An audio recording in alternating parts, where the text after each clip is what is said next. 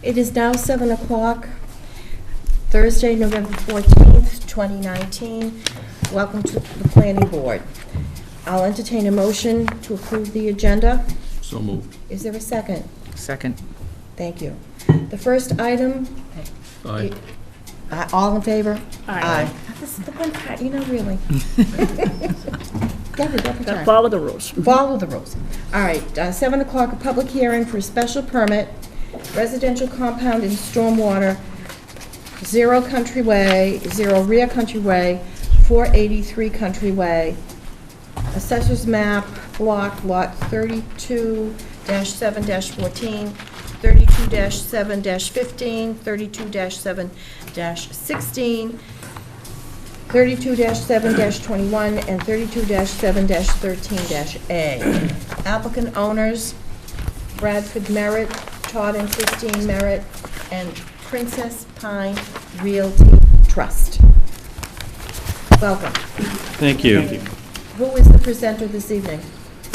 All three of us. I'll start. Jeff DeLisi with Orenberger, DeLisi and Harris, and I'm here with our client Brad Merritt, as well as with Kevin Grady of Grady Consulting. So, just to give the board a sense here, is that Mr. Merritt owns about 10 acres of land westerly of Country Way, in the vicinity of the Egypt Garage, kind of where Branch Street and Country Way kind of converge. And the concept here is that Mr. Merritt has been a lifelong resident of the town of Scituate, cares very much about making sure that this property is appropriately developed, and has spent a considerable amount of energy designing a project under the zoning bylaw provisions that are commonly known as the residential compound developments. And for those of you who are not familiar with these provisions, the purpose is basically to encourage larger lot sizes. This property is actually in a 20,000 square foot land area requirement for single-family dwelling house lots. And the concept is to discourage conventional subdivisions that impose, that basically have cookie-cutter 20,000 square foot lots, and to encourage larger lot sizes. So the other main aspect of the residential compound development provisions is to discourage large, wide, long impervious subdivision roads in favor of smaller roads, kind of more similar to common driveways. And so with that in mind, though, we sketched out Kevin will go over, we sketched out a conventional layout where we believe that under conventional density, we'd probably be able to get about 9 house lots. What our proposal is not 9 20,000 square foot house lots, but 5 40,000 square foot house lots, which would be accessed by an access road similar to a common driveway coming in off a Country Way. And so that's kind of the concept. Where have we been so far with respect to procedure? We filed this application a while ago, and we appreciate the board's few continuances to this point to give us an opportunity to have Mr. Chessier review and comment. We also have applications next week, which will be heard before the Conservation Commission for a wetland delineation, as well as the zoning board for suitability, because we're technically in a floodplain.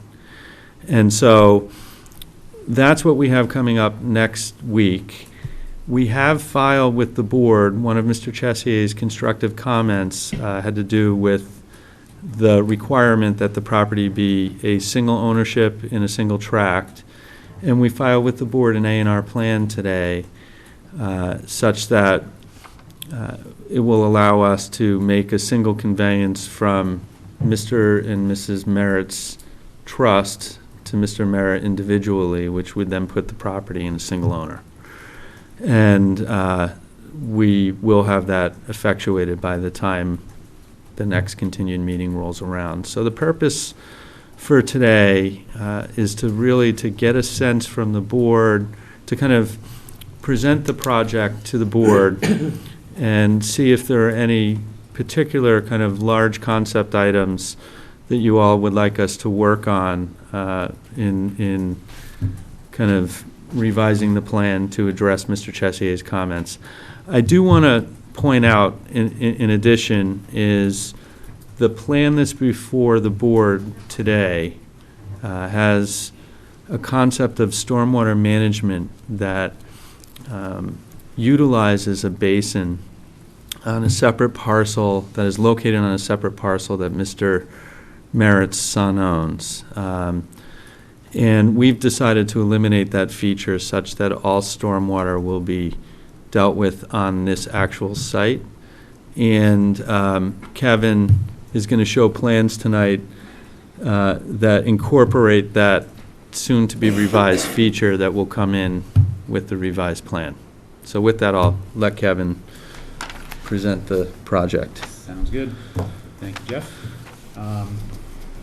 As read into the opening and described by Attorney DeLisi. Would you please put the microphone, thank you. When I get up to go over there, can I carry it? Does it make it over there? That It will make it over there. Okay, great. The application is residential compound development under the zoning bylaw, section 610.2D. He did a good job describing it. Basically, the purpose is, as described right in the zoning bylaw, is what was described by Mr. DeLisi. It's a provision that allows you to develop the lot with a smaller driveway under the common driveway provisions. It requires larger lot development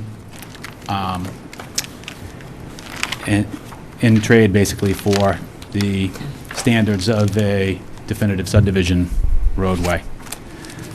The site's located in the R2 zone, 20,000 square foot lots. It's also in the floodplain and watershed protection overlay district. However, the site is not located in a flood zone, and it's also not located in any kind of aquifer zone. I'm not sure how that mapping was placed on this lot. However, we've prepared the applications and the plans to accommodate the overlay districts.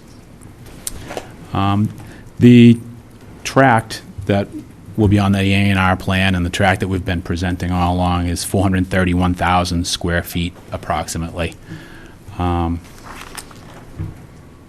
The requirements for this residential compound development is that the required area is 4 times the lot area required in the zone for each lot that you get on the tract. So if we have 5 lots, it's got to be 400,000 square feet, basically. Each of those lots, each individual lot needs to be 2 times the zoning. That's where the 40,000 comes in. The remainder goes into some sort of potentially open space, or it's left as undeveloped woodland. And in this case, we are showing a significant portion to be left undeveloped. We are proposing a split rail fence divider along there, and we're also going to be going before the Conservation Commission, and we'll be having restrictions from them that will protect the open space in perpetuity. Basically, the Wetlands Protection Act is going to protect a lot of that, and some of it, based on the lot configuration, we don't need to impact. So that's basically the development area is shown light green, and the woods is the dark green. So 5 lots are allowed under the provision. Basically, 3.76 acres is to be developed. 6.1 acres is to remain undeveloped. The site's to be served by a common driveway under the zoning bylaw, section 720. We've prepared the plans in conformance with that section. The driveway's to be 20 feet wide. They have 2-foot shoulders on each side for access to the 5 residential lots, as opposed to 24 feet wide with potentially granite, curbing, et cetera, that would be required under your definitive subdivision requirements. The individual houses are to be serviced by individual septic systems. We've done soils testing, preliminary soils testing, throughout a majority of the site. We have not done, and based on that testing, we've submitted an application to the Board of Health. Under your provisions, we're required to obtain a feasibility statement from the Board of Health, which we received. The statement essentially says that it is feasible for septic systems to go on these properties based on the soils testing that has been completed. Now, we're still in a preliminary or submission process here. The Board of Health requires 4 test holes for each septic system. We don't know how many lots we have. We don't know where they're going. We don't know the configurations. It doesn't make sense to dig 4 holes for each potential lot in the woods, plus another hole for a dry well on each of these lots. So what we do is we spread the test holes out throughout the property, and we see if there's any variations in the soils. We've done 18 test holes, 12 of them, I believe, are on this property, and some of the other ones are on the adjacent property, but they all show the soils are consistent throughout. Therefore, we've obtained the feasibility from the Board of Health. There's nothing indicating that we wouldn't be able to design a septic system on any of these lots. So they're saying it's feasible. They didn't issue a permit. They said it's feasible. The site is also to be serviced by electric, gas, town water. We've proposed a looped water main from the main on the 10-inch main that's located in Countryway. That's been the typical water department requirement to loop the water main. We've proposed a hydrant in basically the middle of the subdivision for fire protection. Each of the houses is to be serviced by a roof drain system.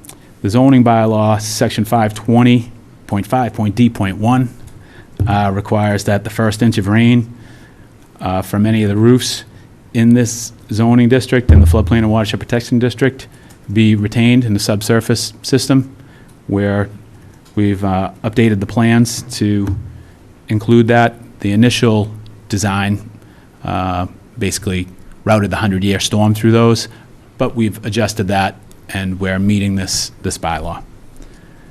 The overall drainage analysis of design in compliance with the state stormwater and the town of Scituate stormwater bylaw, which I'm sure you're familiar with. The drainage system, let's see. The drainage system is basically broken up into 4 BMPs at this point. At the entrance, there's a catch basin proposed at a negative grade off of Countryway, so that we're not running water onto Countryway. It comes down off of Countryway, then goes up onto the property. There's a catch basin there that discharges to a subsurface infiltration system. We're going to infiltrate 100% of that water there. There's going to be no discharge off property or to any wetlands. The main drainage feature is this large drainage basin you see behind these 2 lots here. Stormwater basically from the roadway and pretty much this entire development makes it to this basin. The roadway goes over to a spillway off of the edge of pavement. This is the low point of the roadway from basically this section here throughout. So this goes downhill all the way to here, and it goes downhill from approximately here.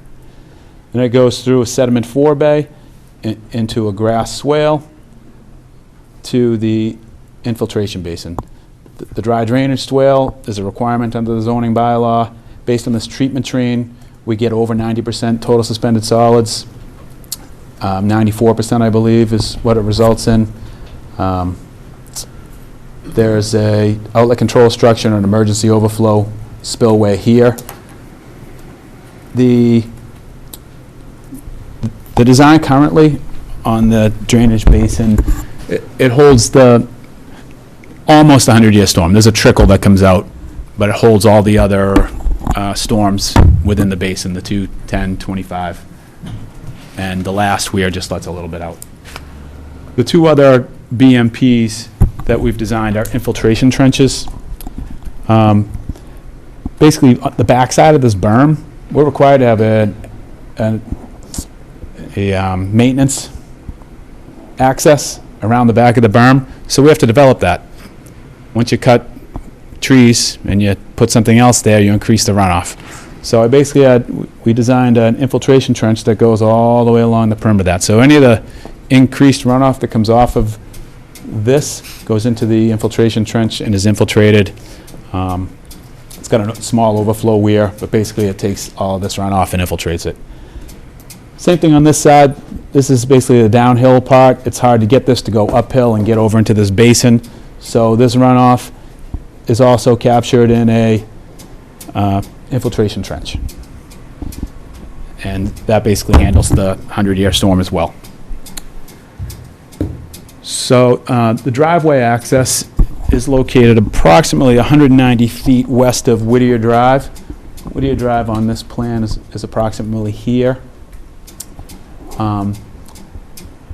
The driveway is in a really good location for sight distances. We've got a straight view for any oncoming cars this way and a nice long view going this way. Both are well over 600 feet. Speed limit's 35 miles an hour. There's flashing signs for schools, and there's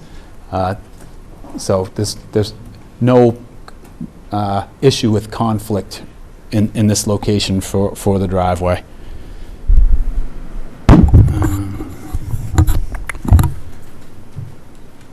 We also have a landscape plan, an overall landscape plan. It's fairly simple. It details what plantings are going in the drainage basin. It's basically a wet grass mix. What goes on the shoulders, it's a low mow mix, so we have low maintenance, not need to be mowed every week. It also shows a planted hedge along this area here, stormwater. It's very flat through here. There was concern that water might be flowing onto this property, and there's a question, so we built up a berm, and since we put the berm there, we put some plantings there. It also shows that we're trying to maintain 20 feet of trees along the back of the houses on Aberdeen, just to provide a buffer for each, for the new the developer and the people who live on Aberdeen Way. Let's see. So generally, we're going to try and keep, any trees that aren't in disrepair on our property for approximately 20 feet, and clean up the area from, there's some debris that's been spilled over from Aberdeen. There's a bunch of fishing line, I believe, to keep deer from crossing back and forth. So there's some debris there. It needs to be cleaned up. As was mentioned, we have prepared a density plan that I'll show you now.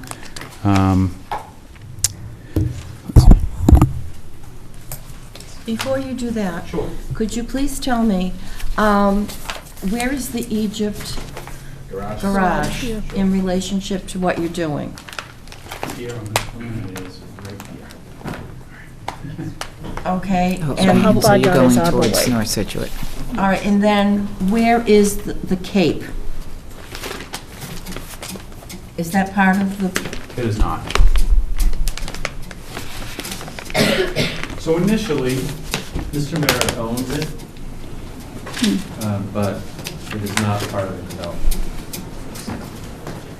Here's the A&R plan that we submitted.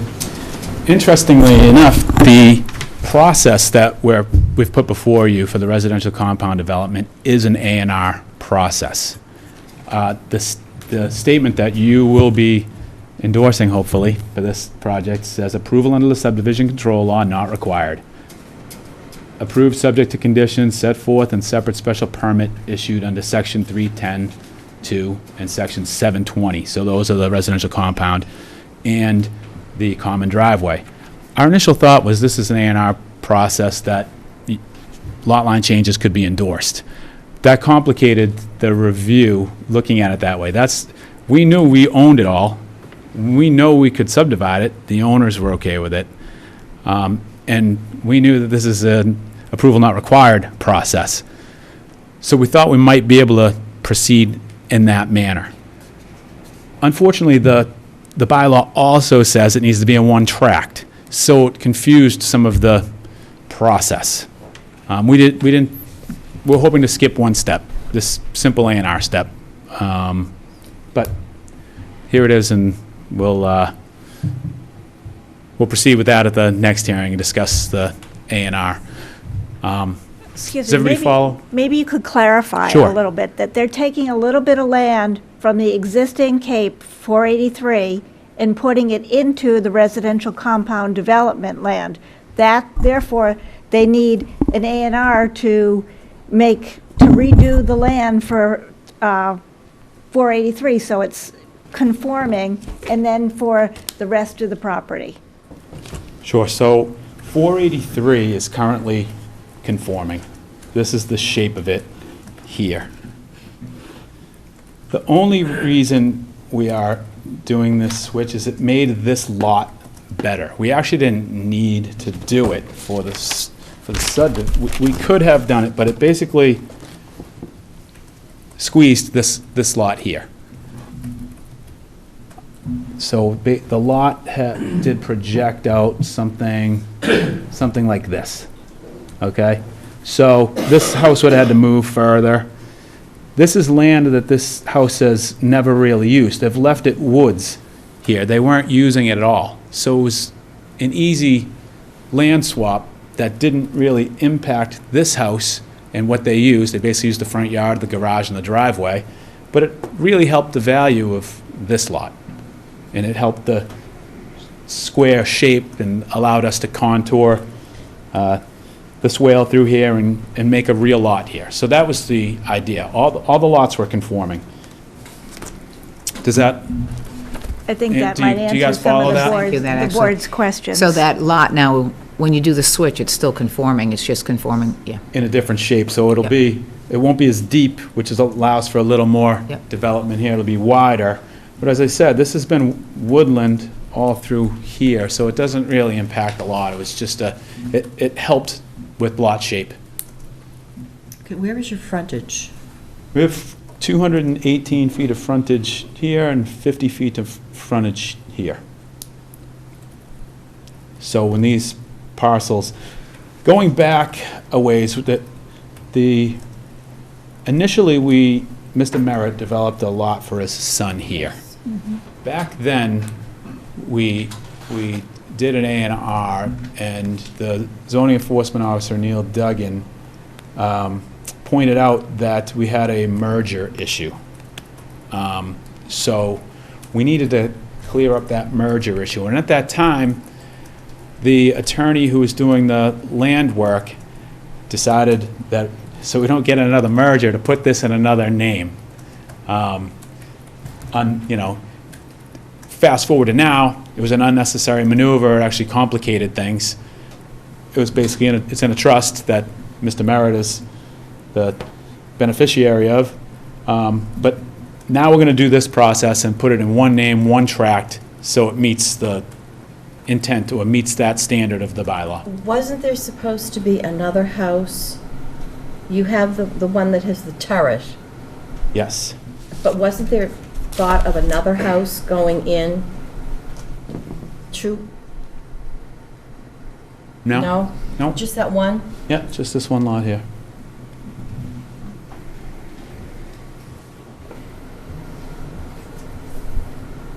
And That's an oversized lot, too. okay, It's for the zone. so that house has all of that land that goes by the driveway that's going in? Yes. That's all theirs? Here, yes. What about to the, And all here, yes, that's all theirs? yes. Okay. So they have the required frontage, lot width through the building, and obviously they got their permits through the building department and zoning. All right. Can I show you the density sketch real quick, and then we'll... Yeah, go for it. So under the subdivision regulations, it's 20,000 square foot lots.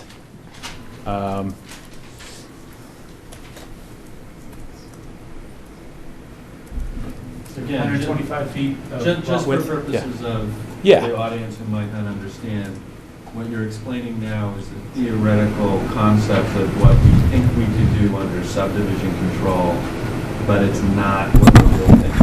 We're just showing it to demonstrate that what we're going to build is much less impactful than what we're showing now. Because that house in question is now going on to the subdivision road rather than out to Country Way. It would, yes, it would front on the new roadway. Interesting. So, in this configuration, there's 9 new lots, plus the existing lot. One thing that we didn't discuss either is that the regulations of the residential compound development will require that we deed restrict what we're creating here such that it can never be further divided. So there will never be another configuration. These lots wouldn't be split up or anything like that. As we indicated, Mr. Merritt's and his family have lived here for a long time. When he first came to me, we designed all of this stuff and showed him, his max lotting. He plans on living here, and he'd prefer the larger lots, less dense, and that's why we've followed this process as opposed to, a developer coming in, max lots, max money, max. He could do that on whether you Form A or not. When a subdivision, he can change his lot sizes larger. Can't make them small. It's true. But he can make them larger. Right, but I think the difference is, The cost analysis, it's gonna cost him more to do the subdivision, conventional subdivision roadway and meet the standards. So maybe he'd need another lot to offset that cost.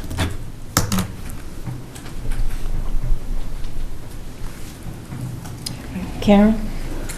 All right, so the board is going to have to decide if this meets the purpose of a residential compound development, and that is to promote large lot development, reduce construction costs, reduce impacts of new development on abutting properties, eliminate future town maintenance and responsibility and costs for the development, and preserve the semi-rural character of the town. Those are purposes stated in the zoning bylaw. I wish to clarify that this site is totally in the Water Resource Protection District, so that means that it does influence the water in this town.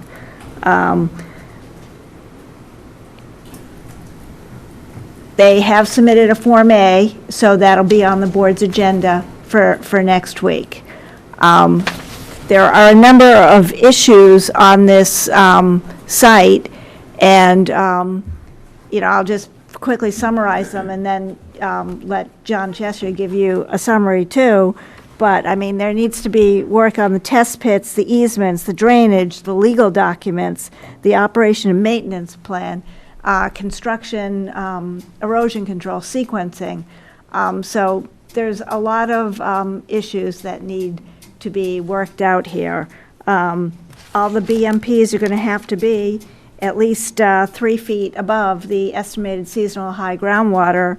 And I believe there's a stone wall in front there as well, so At some point, there is probably going to have to be a scenic road hearing if the stone wall is going to be disturbed or anything in the right-of-way is going to be disturbed as well.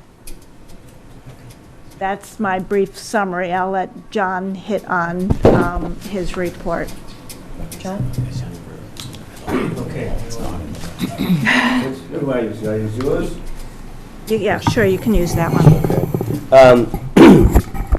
So, the presentation, Pull out a chair for him. I get to sit? Absolutely. Thank you. Okay, well.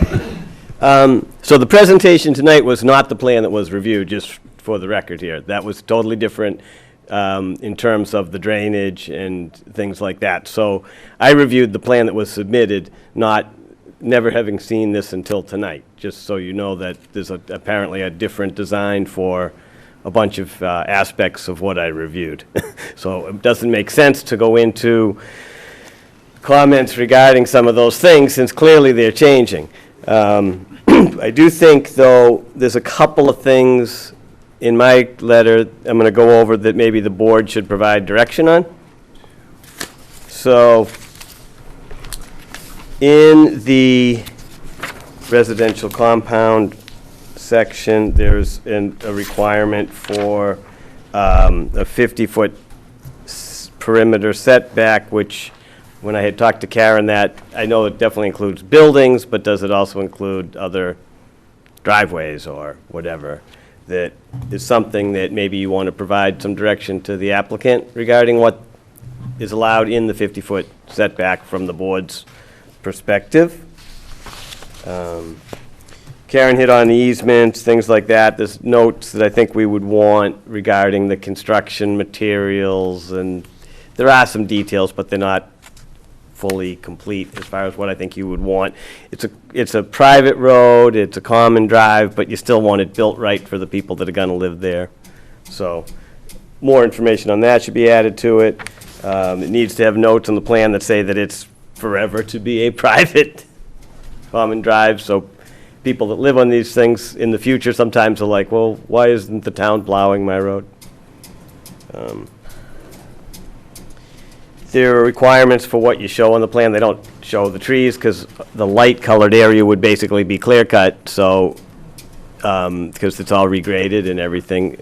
There are some large trees out there. I mean, it's a beautiful site. It's pretty level. Based on the test pits, the soils are good, so I'm sure you can get things to work from the septic perspective and everything. There's not tests everywhere, but in that central area, it does appear to be decent. You can see the, when I go out and look at a site, I can sometimes see the remains where the tests were dug, and you can see what soils are laying there, and it looked pretty good from what I saw as far as the material. Is there a pond out there, John? There is. The pond is, you can point out, is it like, does it show on an actual plan, or?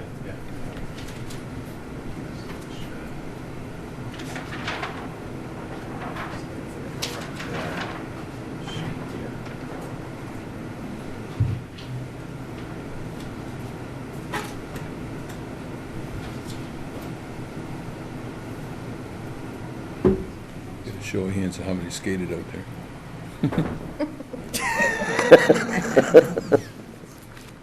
Where'd you guys park? Huh? Where'd you guys park?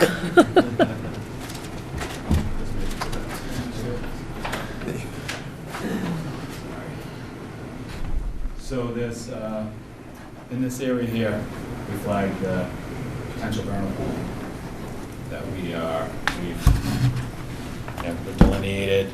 The Conservation Commission, their review consultant came out and reviewed the wetland line and the flagging around the pond, and was in agreement that the delineation was correct, and I think they sent that information over to your office. How big is the pond right now? Um, It waxes and wanes, I do know that. Yeah. So it's an 80 scale. Oh, it's 160 by 80, maybe. Okay.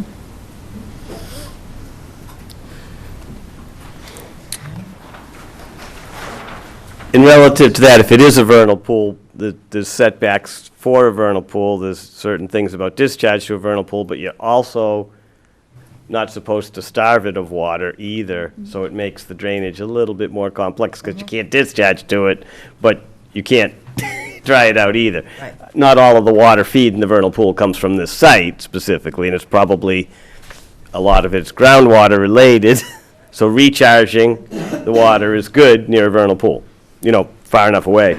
You have to be careful that the basin doesn't stay wet too long, so that it doesn't become essentially a magnet for things that are going to breed in it and die. Because if it's full of water when they run, they go to their place to breed, they lay their eggs, and then it dries out, And they don't. then that's the end of it. So there are things that you're not supposed to put within certain setbacks of vernal pools, if in fact it's deemed as such. And I'm not sure what the verdict is on that, but it's pretty likely. Pretty likely. It's not certified. However, we're presenting it to the Conservation Commission, assuming vernal pool setbacks and standards. So with the common drive, you don't need to meet the subdivision standards for the grades that you would have. It's about a little over a 5% straight down into Country Way on a north-facing slope with only one catch basin, so they'd running the water crossways across at the entrance. I think that might be something they want to look at, and you might want to give some direction to, because you don't want to make an ice patch at the entrance. And it's not, 5% is not crazy steep, but it's steeper than a typical road intersection design. There's a requirement in various sections of the regs. I sort of made notes without, I can go back to my letter to find the specific section, but screening, and I know there was a discussion here about some landscaping. There wasn't any landscaping or screening proposed in the plans that I reviewed, and you may want to opine on what you would like for screening. I mean, they're kind of screening themselves, but on some locations, so, that, of course, you could always sell a house too, but, that's a discussion I think you would want to have. I don't know if the police and fire department usually comment, I think, on these things for the turnaround, for the dead end part, especially where it's a hammerhead. I know there's certain requirements. Fire departments are fairly strict on having the room to make their equipment turn around, and I believe every road's got to be 20 feet nowadays based on latest fire department or National Fire Protection Association guidance and stuff. I don't disagree, there's a pretty good sight line in this location because it's a major road in town. It's 85th percentile speed calculation, so it's not what's posted, it's what's measured. I had a lot of comments on stormwater, but it looks like the stormwater is being revised considerably, so I don't know that it makes any sense to go into that. It sounds like, they have my letter, I'm sure know what. The revisions try to address some of that. Yes. Essentially, we've addressed all of them at this point. We were just waiting for comment from the board so that we could put them together. Okay. Yeah. So I won't go into those, and Karen also discussed some of them, but I would say that where there are so a lot of wetlands around there, and there's going to be a large altered area to construct it, and you're going to clear, there's potential for erosion. It's fairly flat, which is good. The soils are pretty permeable, which is also good, so there's less trouble than a lot of places, but the little roadway coming straight down to Country Way is probably the biggest likely impact area from a construction perspective. If they put the right controls in, we should be okay. But you need the plans. Thank you. All right, I'll open it up to the board. Bill? Yeah, a few questions, in no particular order. What are you exactly asking ZBA to provide you with? Under the provision of the floodplain, there's a requirement for a determination of suitability that even though it's effectively built, even though it's in the floodplain technically, that it is actually not subject to flooding is really the determination that we're seeking from the board, and that's required under the bylaw. Okay. And just to amplify a little bit on Karen's comment that the property is not in a Zone A or a Zone 2 aquifer watershed protection, like specialized district, so to speak. Because the zoning bylaw would, in that instance, require additional measures for water protection, but we're not within those very specific sub-districts. It's a zoning. It's, they're in the Water Resource Protection District, but not in the Zone A or the Zone 2. So there are some general requirements for the Water Resource Protection District that have to be, met. Okay. I'm sorry, Bill, I know that you had more than one question. That's okay. You had to bear with me. I recently had eye surgery and everything's a little fuzzy. Not my thinking, my writing, and my vision. On the Form A plan,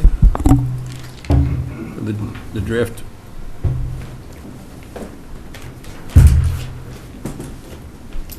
All right, I think, as I understand it, it's 50-foot frontage, and then you got like 200 and some odd foot frontage? 280 feet? Yes. Okay. Because I wanted to make sure that I heard that right. Going back to the plan that you're proposing with the houses, will you get the green area? Dark green, Kelly green, whatever green. Yep. That's about 6.5 acres? Just over 6. Yeah, and you're looking to talk to Concom to see if they take it over? No, I think, Bill, that there's some provision in the residential compound that speaks to any land that is to be left as open space that is not a part of any of the building lots would have to be designated as such and dealt with appropriately. We're not proposing to put any portion of this tract in anything other than the buildable lots or the access road. And so as a result of that, we're not going to be asking for conservation to take any portion of it under care and custody of the Conservation Commission. Okay.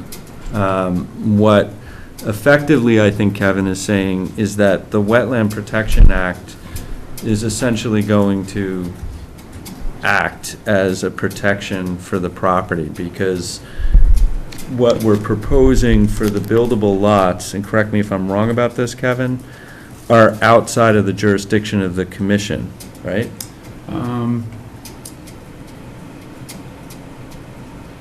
A lot of the development is outside the jurisdiction beyond the 100-foot buffer zone. But the 50-foot buffer zone, part of it is between the 50 and the 100. The basin and the edges of the development here. So it is in the jurisdiction, and that's why we're applying. That's why we filed a notice of intent with them. I think one of the things that makes this also a permanent division is what Attorney DeLisi referred to earlier, is that there can be no further divisions after this approval. So there wouldn't be any other house lots. And obviously more permitting and permission if there was to be any other development, but essentially there's no need beyond what we're proposing here. Okay. Looking at the contours that are coming down on the right-hand side of the main road, they look pretty steep. Where are we? The right-hand side? Go to the right where follow your drainage. Yep, right here. Yep. That looks pretty steep in there. Those are 3-to-1 contours. So you could run a lawnmower on it. It's that's a standard slope for drainage basins, and the angle of repose. That'll be a compacted berm to hold back the runoff stormwater. Okay, so that's going to be a pretty good fill then. So the elevation here is 62. These are actually 1-foot contours. Existing 62, the basin is going to be 62, the top of the berm is 65. So it's a 3-foot berm only. How far is it from Country Way to the farthest house out? To the furthest house? Yep.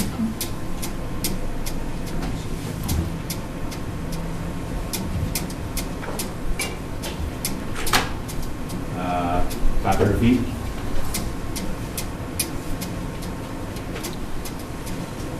Okay.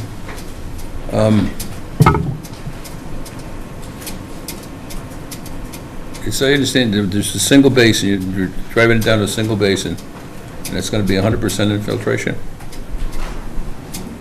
99, 98% of the 100-year storm. All the other storms is 100%.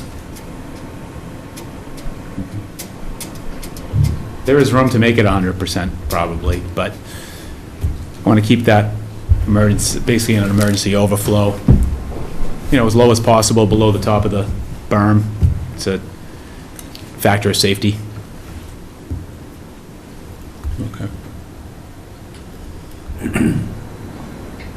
Tell me again why the special permit's better than a subdivision, in your mind? We meet the purpose of the bylaw to a T for the residential compound development, to minimize large roadways, minimize dense development, to promote larger lots, to reduce costs for the development, to reduce impacts to the town, to reduce town maintenance. I don't know if you accept roadways anymore, most towns don't, but... Bill, I think what you're probably asking is why is this development better than a conventional development that contains at least 40,000 square foot house lots, right? You're not... I'm getting there. Yeah, so I think the net difference... Taking small steps. I think the net difference is the roadway. This bylaw will allow us much more flexibility with respect to a large roadway. I think it really lends itself to the country look of Country Way better than a granite curbed, 24-foot wide, conventional intersection roadway. I mean, all things being equal, you're not going to see it. Well, unless you live there. You understand that. But that's the choice you make. Okay, I think that'll take hold of me for a while. Patty? Well, I have two general statements. One is that I poured over Mr. Chesier's report, only to be told this is not what he looked at. So that's a little disconcerting. So try to get through stormwater and whatnot, only to be told it's a different plan. The other issue is I really hesitant to speak on something that involves conservation and zoning unless we hear from them first.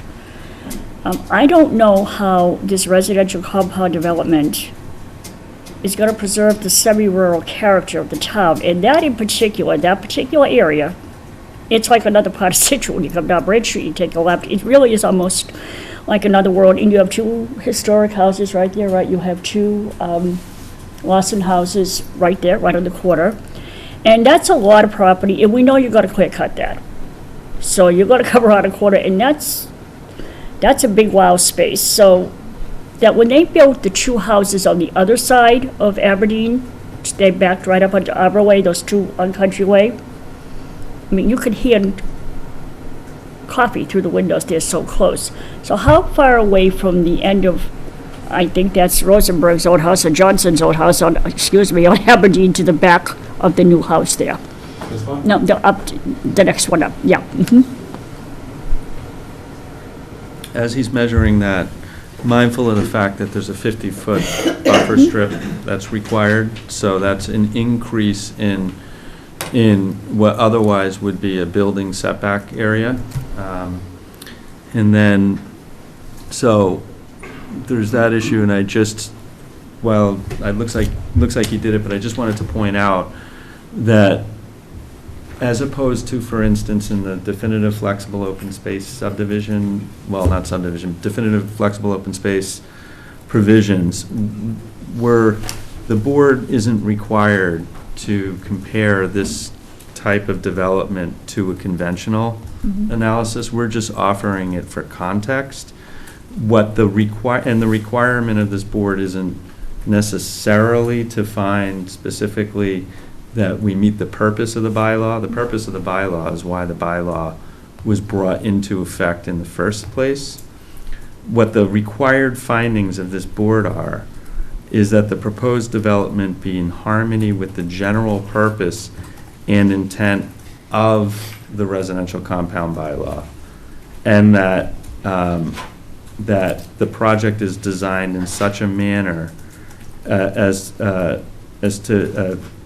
such that it's to make it sufficiently advantageous to the town to depart from other requirements in its zoning bylaw, such as, for instance, dimensional setback requirements, such as, for instance, frontage requirements, such as, for instance, lot area requirements, which are, 20,000 square feet. So I just wanted to point that out because it is a little different than the way we normally look at these things. So if you want to answer the question. So it's approximately 80 feet to the property line. Okay. Because again, one of the residential compound things is that you reduce the impact of the abutting properties. And that's, for me, that's a little questionable. And I appreciate this as opposed to the 9 houses, that's for sure. Okay, that's it for now. Thanks. Just want to get one thing cleared up. So when you sell those, everyone's going to own their individual lots, correct? Yeah. Who's going to own the other green space? Those lots actually project out beyond, it's just this hatch, the green, blocked out what would be the extensions of the lots. They would be part of the lots. I got you. Thank you.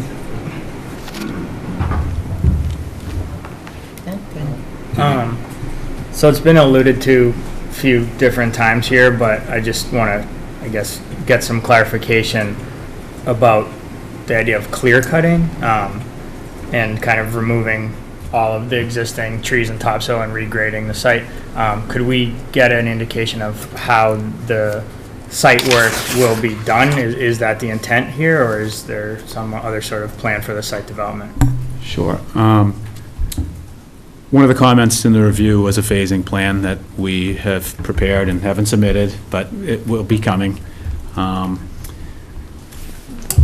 order to get the stormwater into this basin through a dry drainage swale, we need to elevate the road to pitch it back to here.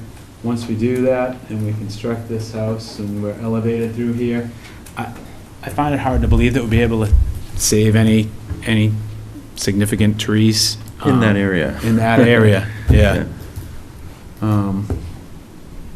In that area being the layout of the roadway or the entire light green? There may be, trees on an individual lot that could be retained here, but we don't want to present that the guy who buys this is never going to want to put a sport court in or, play wiffle ball in his backyard.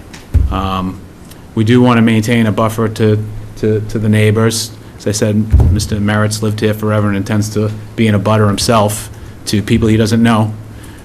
So he will also be impacted, and he does not want a dense development. He wants us to fit in. So to answer your question, I think it's going to be difficult to save the trees based upon the grades. One of the reasons for the clear cutting that you just alluded to was to capture the runoff to send it to the large centralized stormwater basin. Did you consider doing decentralized stormwater treatment and other varieties of low impact development engineering? Yeah, we did consider it.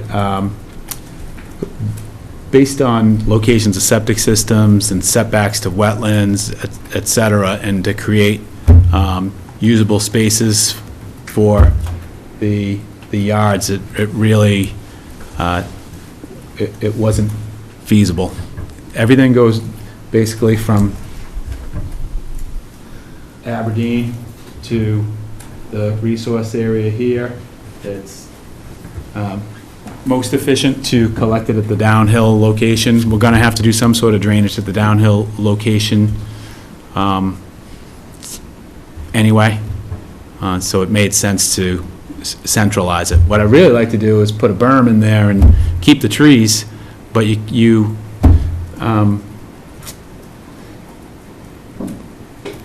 then it may be considered a bioretention area, and you can't use bioretention for peak rate control. There's a rule for everything to keep you from doing something, so this is why we're at an infiltration basin and a berm like this. And centralized. That's all I have, Mayor. Rebecca asked my question about who owns that property, the green, the dark green. How much buffer is there between the light green? How wide is that strip? Which, between the light green and where? No, bottom. Oh, here? Yes. Okay, so that strip there, we essentially have 20 feet. Okay, this is my concern. 20 feet, in my opinion, is not enough. We had a residential compound district here in town where the property owner decided that, oh gee, I want to do X, Y, and Z and put in a pool and cut down the buffer. We can't have that. And I don't think that, given the scope of this, that 20 feet is in fact enough. And I'm wondering if there is any possibility of moving those two houses a little bit further down so that you have more of a buffer. We can look into that for you, Ann. Thank you. And also to ensure that in the homeowners association, that they are fully aware that they can't go out, even though it's their property, and clear cut any of that dark green stuff. They can't do it. It's just not going to be allowed, because that defeats the purpose of what we're talking about here this evening. We couldn't agree more. All right? I was mean, that's expecting that, very yeah. important. Also, too, is there any potential to allow children to still skate on that pond? And they're going to skate on it anyway, whether you want them to or not. There's really not too much you can do about it. And the shortcut through the school does still walk through there, right? Children still walk through there from, Oh, yeah. Yeah, You can walk okay. from my son's house back through Yep. there, or from my house, walk back through Yep. there. The kids come down from Aberdeen and Arbor William, they skate there, they do Years. currently, they have for about centuries. All right. Yep. Karen? I just picked up on a couple things that you said. So obviously, we'll need the homeowners association documents to review. I think you need to look over the requirements again in the Water Resource Protection District. No slopes are supposed to be over 25%. So that's going to eliminate a 3-to-1 slope. It means you need a 4-to-1 slope. And we also need a statement that you're not degrading the water quality, and we need to know how much impervious area is on each one of these lots to comply with the Water Resource Protection District. And I just want to verify that your drainage calculations are taking into account all the light green area that's as taken into the drainage calcs as being cleared area. Yeah, it's been modeled as grass or impervious. Okay. And only fences in the 50 feet, no structures. That's what your bylaw says. That's correct. All right. We're running a little bit behind. This public hearing is supposed to go until 8 o'clock, and the public is here. We had another public hearing at 8, but we will go over public comment. Anyone from the public? Yes, sir. Would you state your name and address, sir? Dana Gillis, 10 Aberdeen Drive. And thank you, Ann, for your comment, because that was exactly where I was going with the defining what the buffer actually is. As it was vague, but I think I have a good sense of what the buffer is now. And Mr. Merritt, I totally appreciate what you're looking to do with your land. I know you've had it for generations, I gather. And I appreciate that, and it is beautiful. So I appreciate what your plan is. I guess my thought is just, the Aberdeen Drive, it's tight. I'm worried about 20 feet. It's about this length of this room. I'd appreciate if we can look into that. Oh, we will. Not to worry. Outside of that, it's a beautiful space. I understand, you've held it for generations. You should be able to do what you'd like to an extent. So I can appreciate that. I'm wary of the water runoff, because I think that tributary pond that we're talking about actually is not the beginning. It's actually coming from up around the Cushing School District, and it's coming down between the houses, filling the pond, and then proceeding down further. I don't know how that's impacting Egypt Garage and whatever that is underground there. It's just a thought. I don't know what that does, and if this whole new tributary basin is an impact to it. I'm just thinking of people it's downgrade. I'd actually be more conscious of the drainage if I was on Country Way, frankly. But that, You bring up a valid point, because I have noticed, as I told down Country Way, that just as you get to the Egypt Country Garage, the parking lot, there always seems to be a puddle. There's always a puddle. And we all, somehow, some way, we have to figure out why there is always a puddle there. Even when it's dry, there's the puddle. Whether it's a water leak from the water department or what it is, but that's something we have to think about. Okay, anybody else would like to? Yes, ma'am. Freya Schlegel, 9 Westgate Lane, and we're concerned about the water to that stream, that culvert that comes down under Country Way, comes through several of our neighbors' backyards, maybe even their basements, and then into our yard. So just having the water, runoff just be organized, it's a concern. Duly noted. Anyone else? Yes, sir. Ken Bates, I'm actually here from my mother.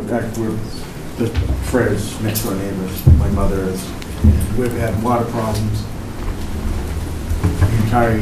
Probably the first couple of years we were built in 1970. And we had water problems always. And I'm concerned about increased water. Frey's actually a little bit higher than us. We're lower. And we used to have a backyard back there, and it's not a backyard. So we're very concerned about the water. All right, well, under stormwater, anything that's on their site cannot leave their site. So they have to make sure that whatever water they generate stays there. But again, all of these points are well taken, all right? Anyone else? Okay, we need to continue this public hearing. Do we have a date, Karen? We need to talk about the date. The date has to be based on when they're going to submit new drawings. Then we need adequate time for our engineer to review it. And then we need a week before, after the engineering, so that the planning board gets it. And we don't want any new sets of drawings in that last week either. So we need to have an idea of when you think you might submit. So I rather than tackling it in that fashion, I'm just suggesting that why don't we pick a date after the new year at the beginning of January. That way there should be adequate time and we don't have to worry about conflicts with the holidays. Perfect. We have 2 meetings in January, the 9th and the 23rd. Can we take the night? All right, we'll give them that. We have the 9th. Why don't we you potentially have a zoning workshop that night as well. Do you want to do this before the zoning? Yes. Okay, then we'll do this at 7 o'clock. Okay. On January 9th? I'll get you a letter. January 9th. At a date certain to 7 o'clock, January 9th. file would be, I will work that out with the applicant, but we need, we have to take into account the holidays. I understand. What I'm saying is, To town Oh, clerk. to extend it till put the end of February. Got it. all right. Okay, I move to accept the applicant's request to continue the public hearing for the residential compound special permit until January 9th at 7 PM, and to continue the time for action for filing with the town clerk until 2/28/2020? February. February, excuse me, 2/28, February 20th, 2020. Thank you very much. Thank you for your very thoughtful comments, deliberation.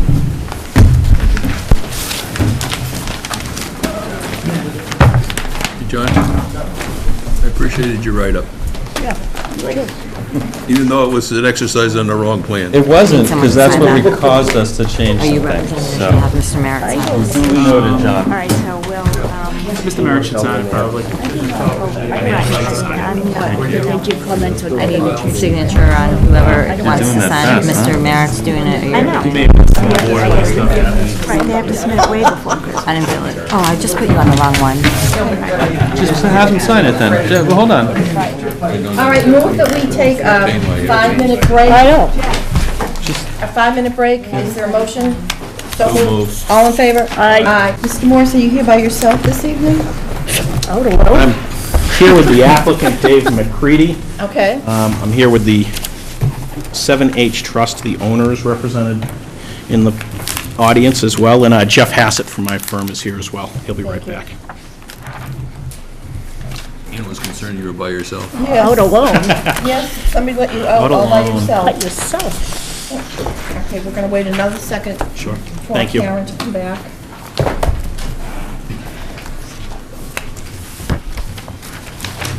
What is this a picture of?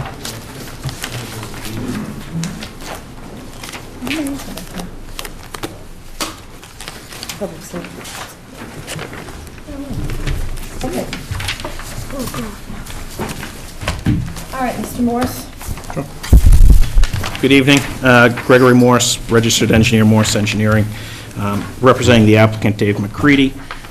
This is a two-part application that's in front of you. We filed a stormwater permit associated with the construction of 8 two-family dwellings.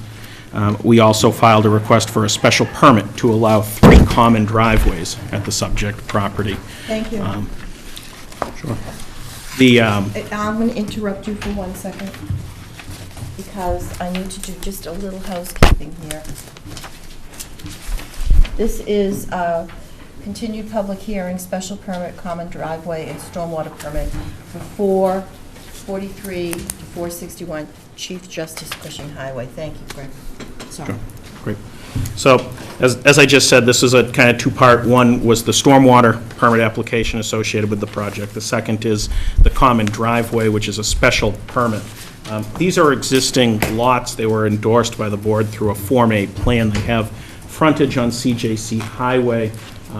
They're all 2 times the land area. They're all by right duplex lots. We're not asking for any sort of density bonuses. We're not asking for anything that's outside of the zoning bylaw here. But in reviewing the application, we've made several changes to the plan since the last time we were here before you. I'll run through those real quick.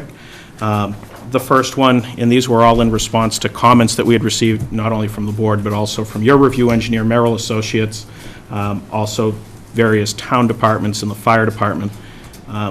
We did a little bit of homework on the site distances associated with the common driveway, the speed limit along CJC Highway being marked at 50 miles per hour, requires site distances of 425 to 555 feet for both stopping site distances as well as intersection site distances, and we verified that we comply with those requirements at all 3 common driveway locations. We've shown that on our plans. We provided a cut and fill plan to the board. That was a request of the board at the last meeting. Thirdly, the drainage on the project.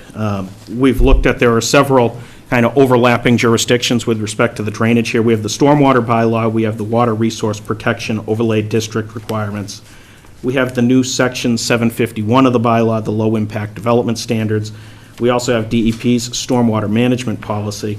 But the drainage here is in compliance with all of those various bylaws and regulations. What we've proposed is we've proposed a kind of a treatment stream here consisting of catch basins, rain gardens, natural vegetated swales to treat the stormwater. In this district, you're required to treat stormwater to a standard of 90% TSS removal. That's a local regulation. We comply with 94% TSS removal for the site. We match the pre and the post rates and volumes of runoff. We're infiltrating all of the roof runoff associated with the site. So we made several changes to our drainage design to address the peer review consultants' letters. Septic systems, last time I was here, I had indicated to you that we were relying on test pit data from back in 2006 to 2009, which is perfectly acceptable. However, we went out and did additional soil testing. We got additional perk tests witnessed and passed with the Board of Health, and that resulted in us being able to move the septic system locations a little bit further from the abutters in the back of the property, which allowed us to therefore increase the amount of green space or open space between us and the abutting properties. The common driveways themselves, we had preliminary discussions with Mass DOT. Mass DOT will not review the applications until a permit is issued from the town of Scituate.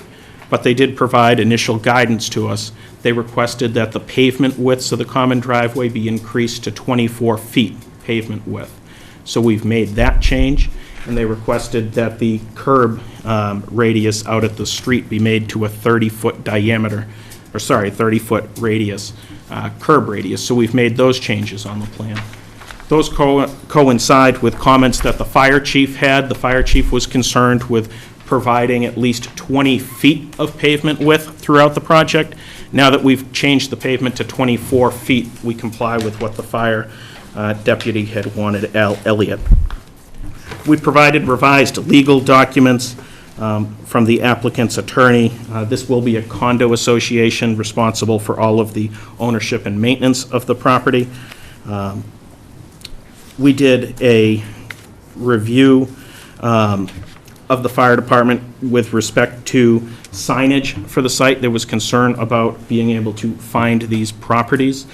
We provided a sign detail. These will all have Chief Justice Cushing Highway addresses. We would have 5-inch lettering at the entrance of each of the sites indicating the unit numbers that are associated with each of the common driveways. It would be visible from both directions, north and south on Route 3A. Historical had commented at one point that there was a headstone out on the property. We went out, we field located a headstone associated with the Wade family that was several hundred years old. It's located right at this location, this little blip in the western lot line.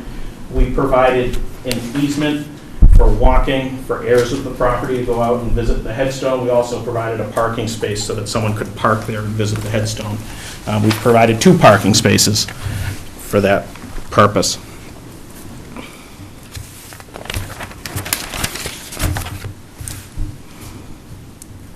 The other plane changes that we made, we were able to try to tighten up as much of the grading as we thought we'd be able to. We revised the septic system locations, and we were able to increase the open space on the site. As you may recall, this site is a total of 15.9 acres in size. The development of this develops 45% of the site, so 55% of that is maintained as green space, which is marked with the dark green on there.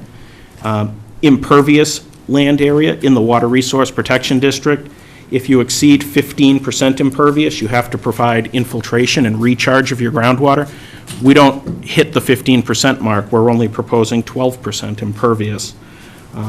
We met with the water department, the town engineer, and we spoke with the DEP regarding the Tack Factory Pond and the associated resources associated with that. Tack Factory Pond has what's called a Zone A, which is a protective area to any tributary.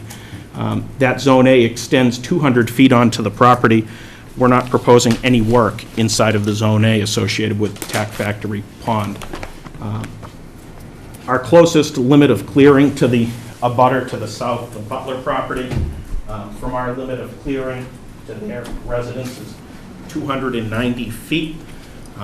Some of you on the board reviewed plans previously that had work all the way down to that lower property line. As you can see, what we've done here is try to cluster the development as high up on the hill as we can and keep it away from the Tack Factory Pond as much as possible. So I'd turn it over to you for further comment. Karen? So the legal documents went out to town council, and I think some of them have come back late this afternoon. I haven't even had a chance to open them, so I don't know what town council's input is. On your 15%, is that on each lot, or is that for a total area? I think that would be interesting for the board to know. The board has not received any comments from the Traffic Rules Committee or from the DPW, which is critical to this project.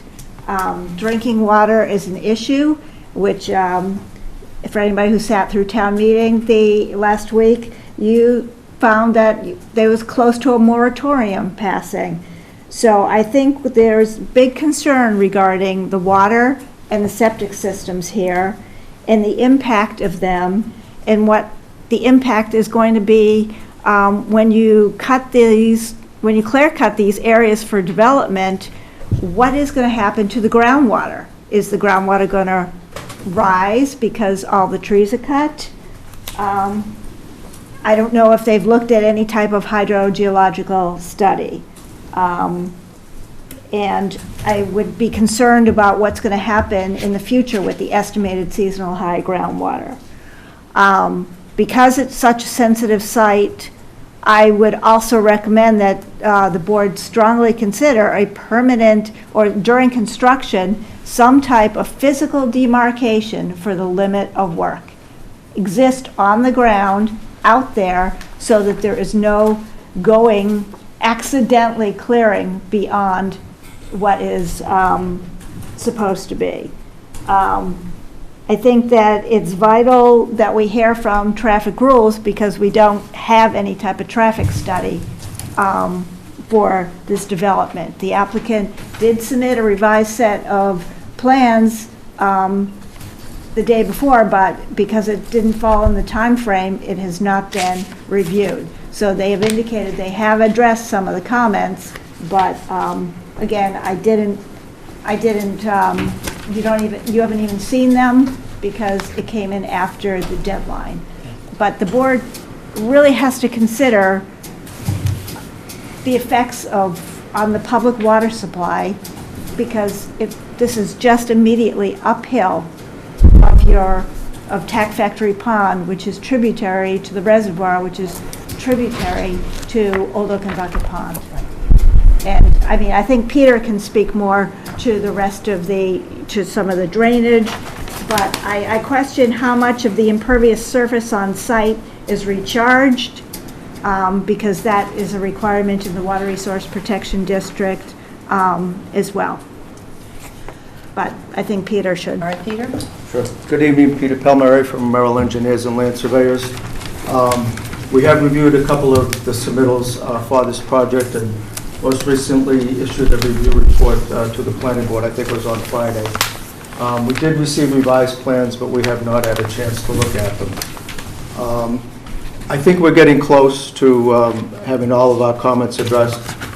Most of our comments, of course, were related to the stormwater management system, and again, due to the proximity to Tac Factory Pond, I think we have to be very careful with both the stormwater management system and the erosion control during construction. There's, I think based on the cut and fill plan, there was something like 15,000 cubic feet of material being brought on site. I'm not sure how that translates to the actual earthwork material that's actually being moved around. As far as the stormwater management, initially some of the system didn't have pre-treatment, and I think pre-treatment in this area is crucial. Pre-treatment being a degree of treatment before it gets into a bioretention area or the other infiltration system. The other concern I had, and I don't know if it's been addressed, was the system kind of relies on the system above it and below it as far as functioning, and a cascading effect. And I think that it's important that that whole area that's going to be managing the stormwater as it comes down through the system be contained in an easement. And I think the easement should be shown with meets and bounds, either on the common driveway easement plan or on a separate plan. I think it's very easy for people to forget that there may be a drainage way coming next to their house, and the next thing you know, there's a garden there. But anyway, so I haven't reviewed the next submission, which we again got at the beginning of the week, and I will issue a report once that review is complete. Thank you. All right, I'll open it up to the board for comment. Bill? Yeah, I think to pick up on Peter just said, what's one of the concerns that I have is, one is the interrelationship between the gardens and figuring out how it's going to be managed if one component of that is missing, because I think that they are linked together. I'm also concerned about the maintenance of them. And I spent, thanks to this project, more time than I needed to read about rain gardens on the internet, which most of the ones that you read about are much smaller scale than I've got here, particularly coming out of my front door, turning right, and there's my drainage. I'm not sure how much infiltration is going to take place within those and the time frame for it to empty out. I don't know if you got any sense of that for, let's say, the 100-year storm. I also would just ask if you would repeat for me once again the advantage you see of doing this as a special permit common driveway as opposed to a subdivision. Sure. This board, the planning board, Mr. Limbacher, you were on it, reviewed a subdivision at this site in, I believe it was 2006. I brought a copy of that plan.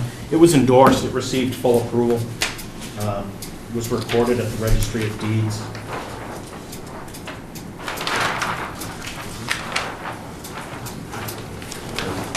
Painful hearings. While the plan and the permit may have expired at this point, there has been no substantive change in your regulations that would negate this from being permitted again today. This is a layout with one roadway in with several branches off of the roadway to service individual lots here. As you can see, it's much more sprawling. There are houses here located almost immediately adjacent to the back lot line. But most importantly, on the left side here, the southern side of the property, you'll see that there's houses 50 feet from the lot line, extremely closer to the reservoir itself. There's a lot more impervious surface with this site. There's a lot more land disturbance with this site, and it's closer to the reservoir itself. So it certainly could be done as a subdivision. It was done in the past. But what we tried to do with our goal was utilize the fact that there's an existing road out there. There's Route 3A, which provides vital access. That's the purpose of the road.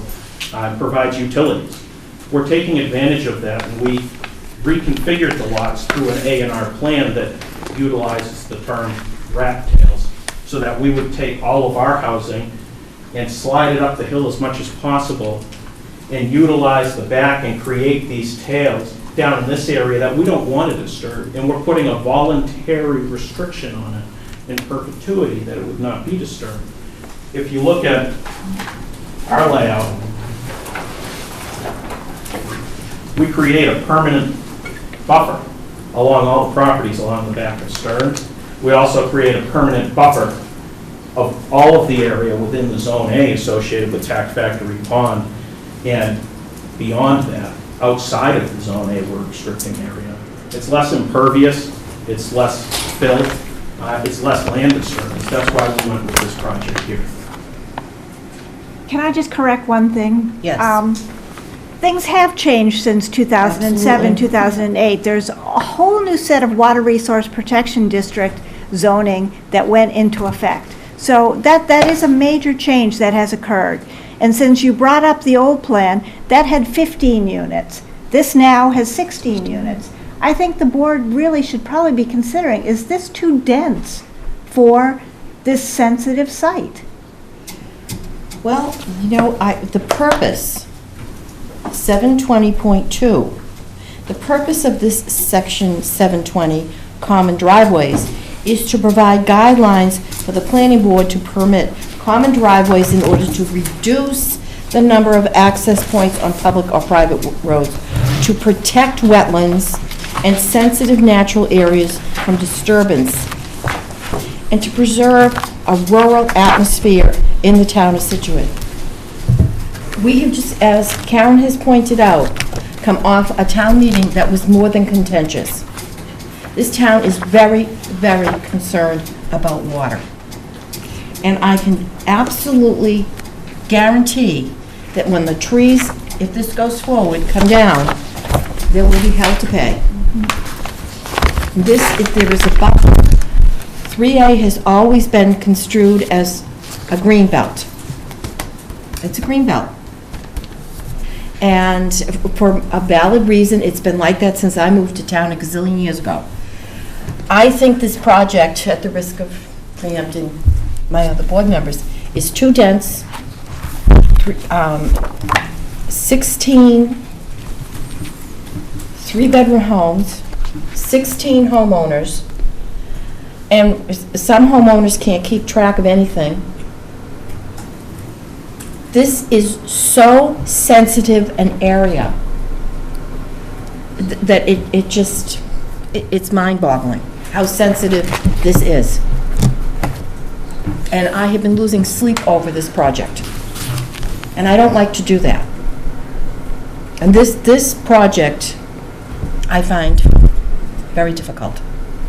It isn't just such an incredible area. All right, Patty, your turn, I'm sorry.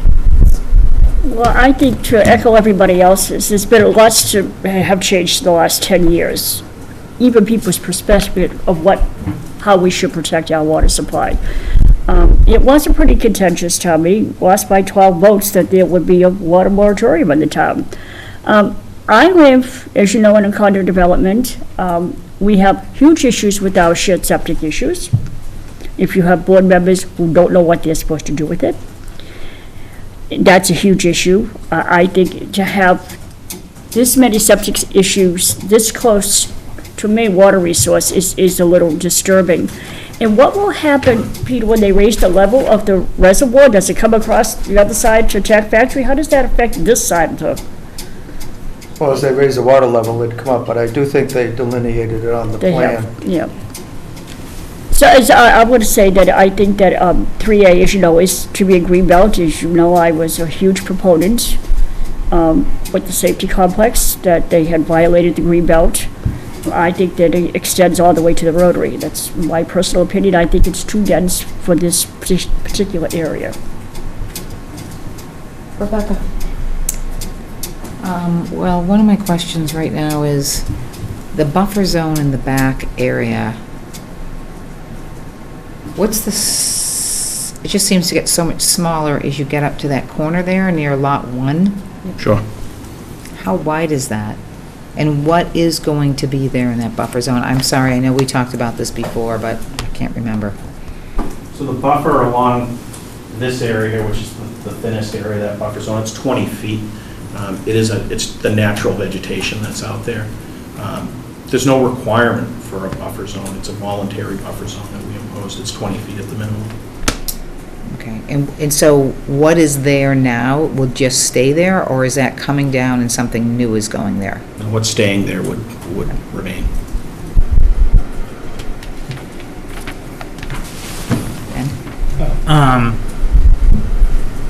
I think, I'll just reiterate kind of what some of the other board members have said, that I think just with everything going on in town right now, this proposed plan is just, well, I'm not totally opposed to it. It is, just keep in mind, it is pushing the envelope a little bit on terms of what is perceived as an appropriate land use for that area and that particular site. I did have a couple questions regarding, there's 16 units proposed, which is a fair amount of housing for, not a regular subdivision, so, and not some sort of a special permit, mixed use, whatever. So I was just curious, of those 16 units, are any of those proposed to be affordable, or could they be considered to be? We weren't proposing any of them as affordable units, no. Do you have, and I'm guessing that this isn't obviously going to be for one owner, so I'm guessing that this is going to be built as a for-profit project, so do you have any indicator of what the average unit price might be when they go to market? There would be comparable to Dr. Shell, or what Dr. Shell would be, 7s, 8s.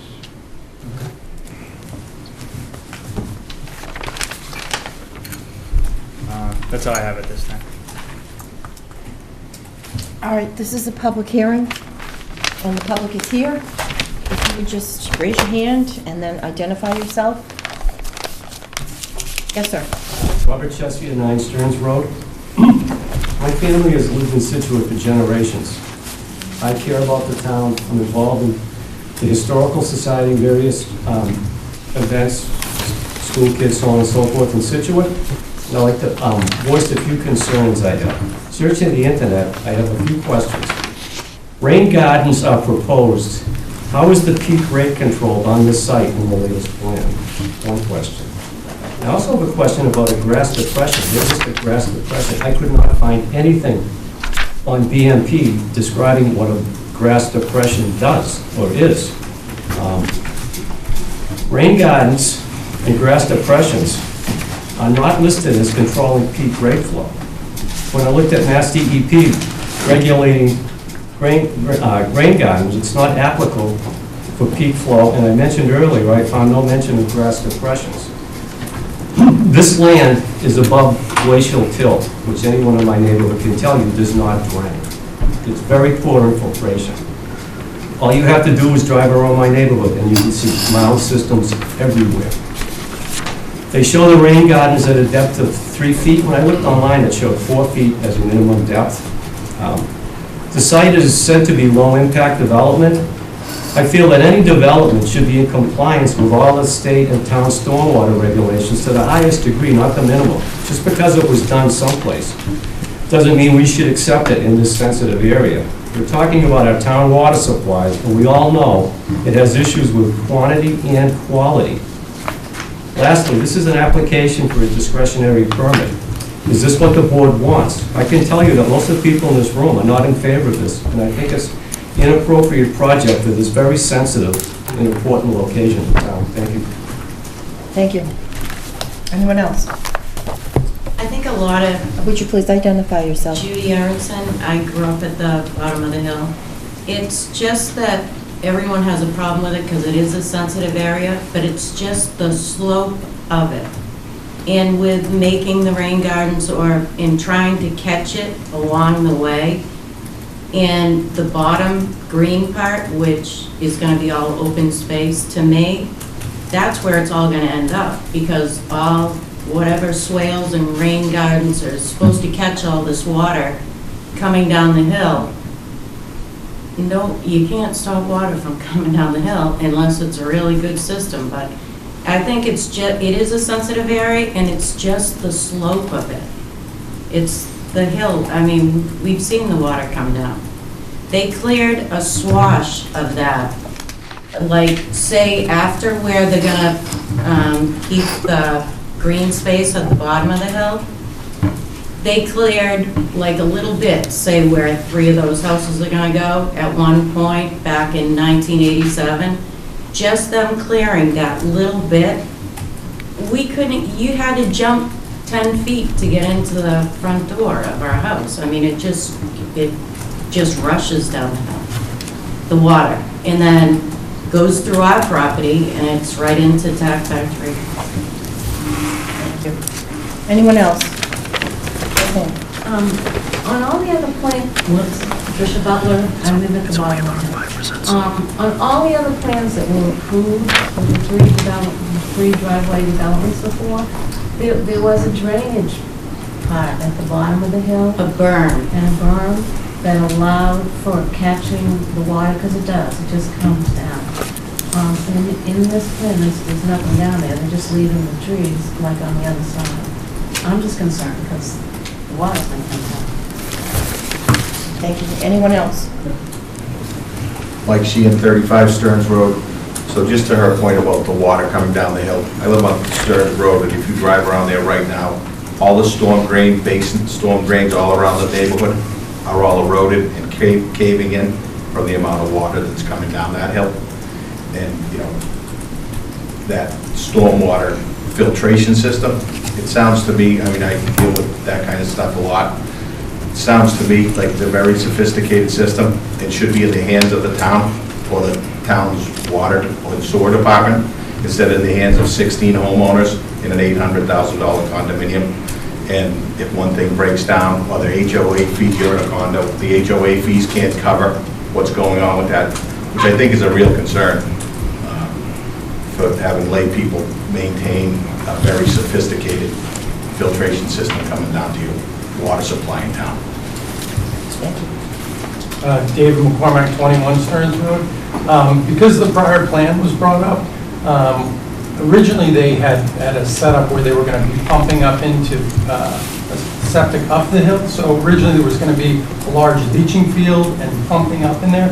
I just, is it possible to explain where the septics lay out in this system and why the change was made, that at one time they were going to put in an elaborate system where they were going to pump up the hill into a gigantic leaching field, and now you have these dense parcels here and you're going to somehow find the areas to house 9 bedrooms or whatever in all these small areas, that you have areas that perked and passed.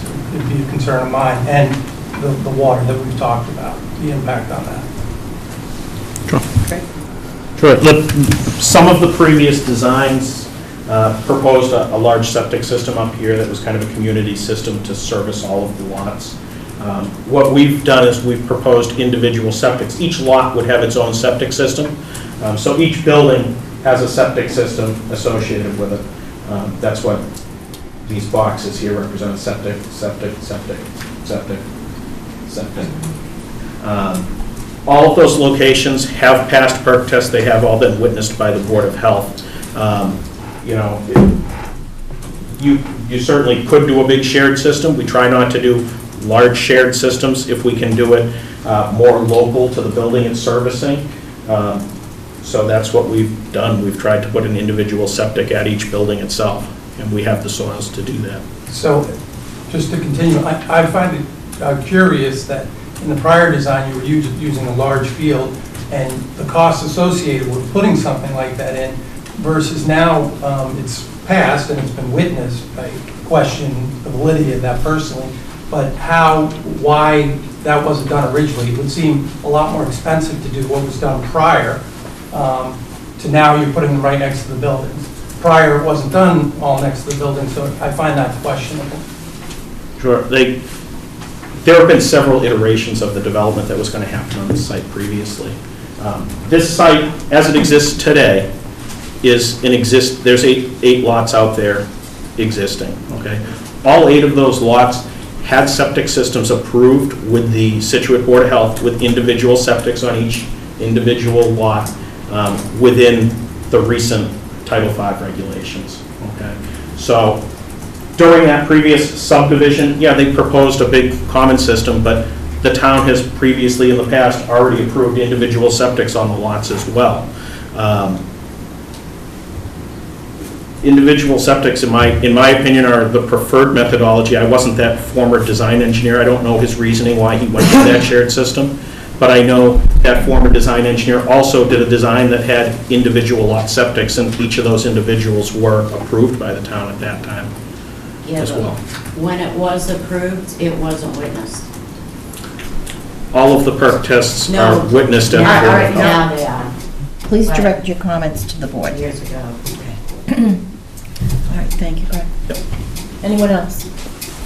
On the farm at 21 Stearns Road, very concerned about the water drainage and water system. But I have a really big concern about the traffic.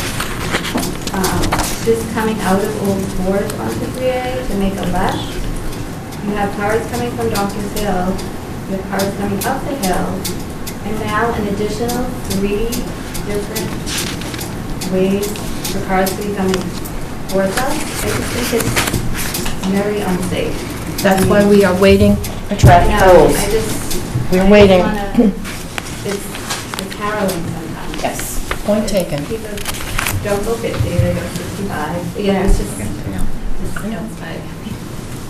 Karen? Is there going to be any type of traffic study done for this project? That's one question. I just wish to point out to the board that a comment came in late today that I put in all your folders, and I sent it to the applicant too, from the Water Resources Committee, who didn't feel that their comments were addressed.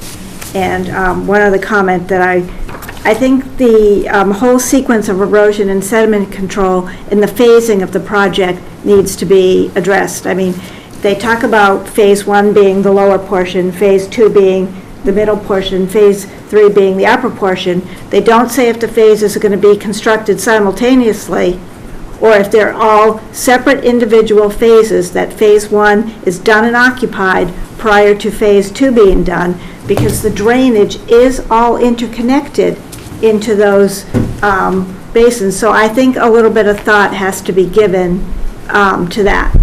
Or the board obviously could condition that it be only one phase completed at a time. But I think the applicant should address that in some form. Sure. The intent here was to construct the lowest cluster first. That's the entire roadway drainage system, foundations, utilities associated with this cluster. Okay. This cluster here, this drainage system, doesn't rely on any uphill drainage system. Phase 2 would be cutting in this driveway and constructing these 3 buildings in this drainage system. This drainage system discharges into this one, and this would already be constructed by the time phase 2 is underway.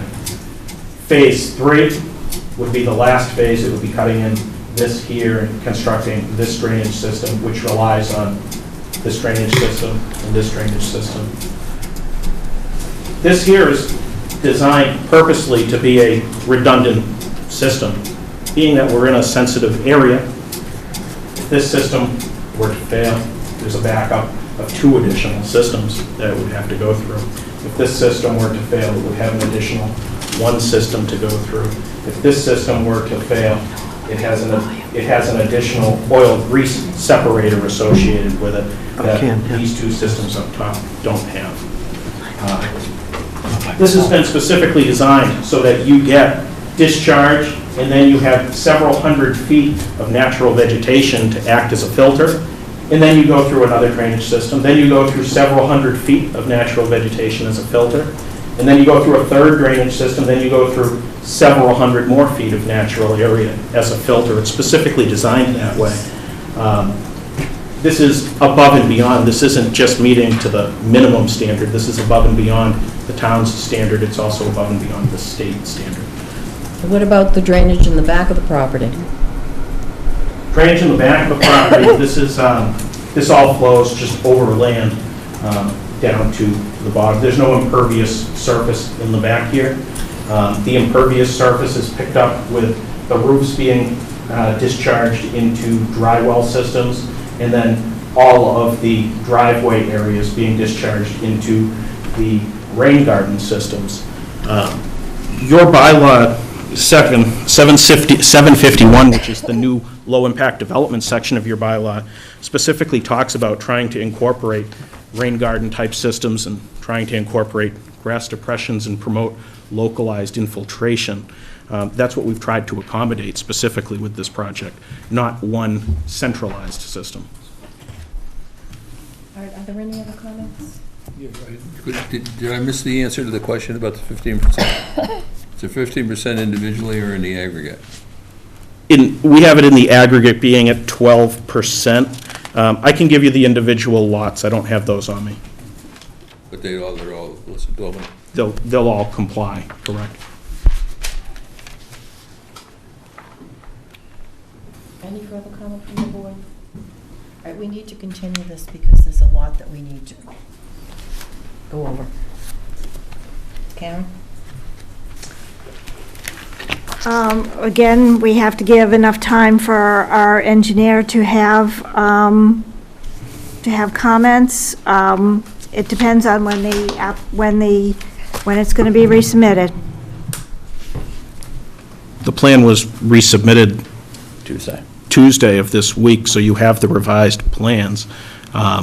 So based on the comments tonight, there's not going to be any more revisions? So I guess I'd like to run through here what additional revisions we would be looking at, so I know exactly what to do. I've been taking some notes here. There's questions about the density. We can talk further about that tonight. We can talk about the greenbelt requirements. We can talk about the specific overlay districts that apply on the property and the requirements associated with those. This board has approved several other projects in recent years that are in sensitive areas just like this. I'd like to review some of those and apply the same standard that we've been applying to other projects in town as well.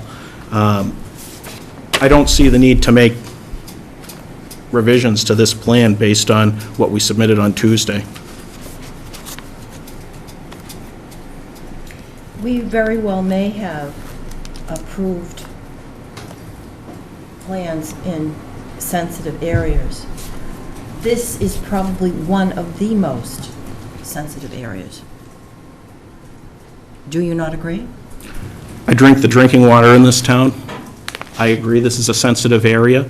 The town has many safeguards in place to protect it. I believe we comply with all of those safeguards.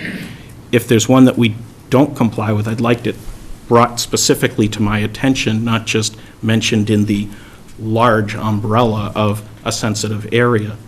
The individual areas here, the Zone A, we're not proposing any work in the Zone A itself. We're not proposing any work within the 150-foot no disturbance zone to the tributary. We're not proposing any work within a wetland resource area or any buffer zone to any wetland resource area.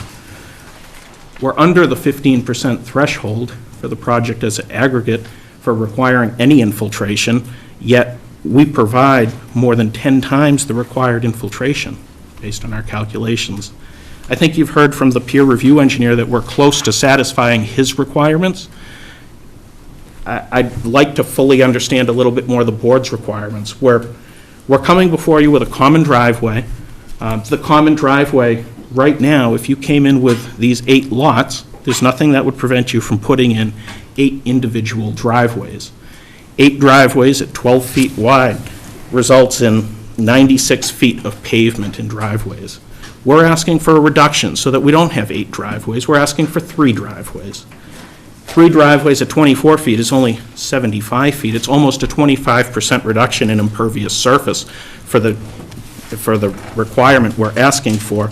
Your bylaw specifically says in sensitive areas you should come in with a application with a common driveway, and we've done that. I need to know a little bit further detail of what specifically you're asking me to revise on this plan. The densities are listed in 3 places in our zoning bylaw. Section 610 talks about the R1 zoning district having a minimum lot area of 40,000 square feet. All of these lots are 80,000 square feet in size. If you look at the zoning table of section 420, it talks about allowed uses in the R1 zoning district. Single-family homes and multifamily homes such as this are an allowed use. They're not even a special permit on a use like this. Looking at septic systems, being in a Zone 2 recharge area, there's a limit on nitrogen loading associated with septic systems. It's 110 gallons per 10,000 square feet of lot size. With these each being 80,000 square foot lots, they're allowed 8 bedrooms per lot. We're proposing 6 per lot. It's 25% less. We're coming in under all the thresholds so that I can physically sit here and say, I think we meet the requirements. We meet all of the intent of the bylaw. The greenbelt requires a 50-foot no disturbance zone. It complies with that, and it requires a 100-foot setback from structures to the front lot line, and it complies with that.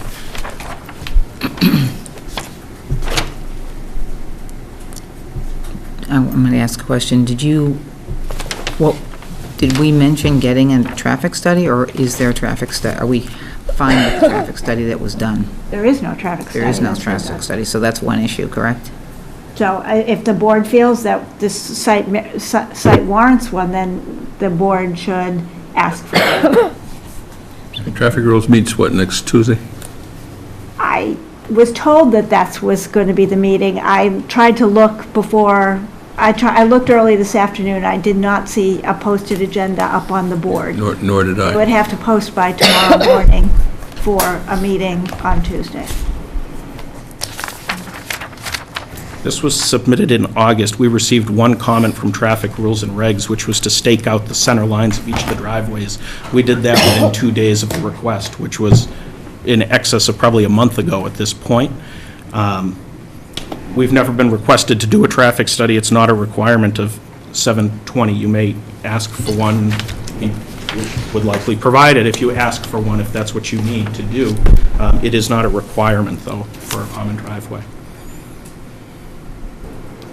I have been told that Traffic Rules does want to comment, but they wanted to see the location of the staked locations first. Yeah, I think they just wanted to get a rough idea of what the sites were, sightlines were. That's what I've been told. Make sure that where they were and whether it was staked. And you're very responsive. We did that. And I've been told that DPW is going to comment because of the proximity to the reservoir. I don't have those comments yet. I beg every week to get the comments because it's only fair to the applicant to give the comments as you get them, but I haven't got them yet.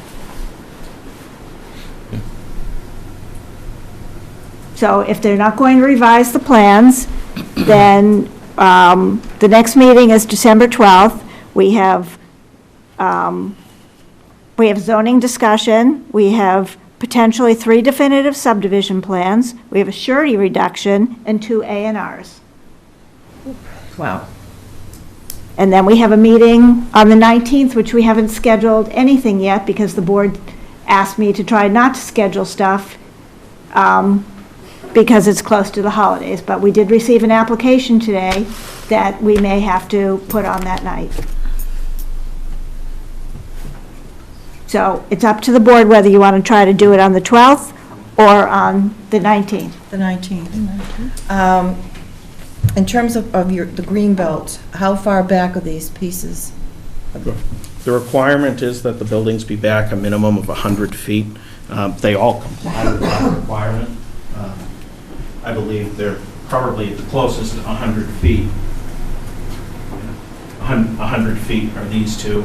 These 2 close ones here are 140 feet off of the road, and as you come down the hill, these are 200 and 240. As you push them further back, it encroaches into the green that we're trying to encroach on the back of the property, so that's why we kept them at the minimum of 100 on the front. Do you have a landscape plan? We did provide a landscape plan with our most recent submittal. That was a brand-new requirement in section 751. It proposes street trees along the common driveways coming in and some screening between the buildings in Route 3A itself. So basically, if I understand, looking at your theoretical plans for these units, each will be a 3-bedroom unit. Correct. So we have, what, is it? 6, 10, 12.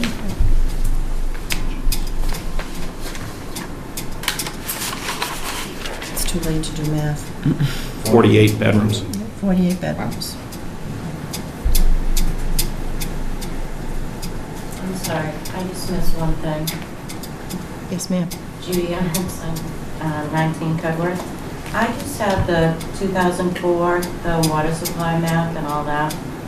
And it just says all tributaries that flow into Tack Factory Pond Reservoir are protected by law 510.5, 150-foot non-disturbance zone.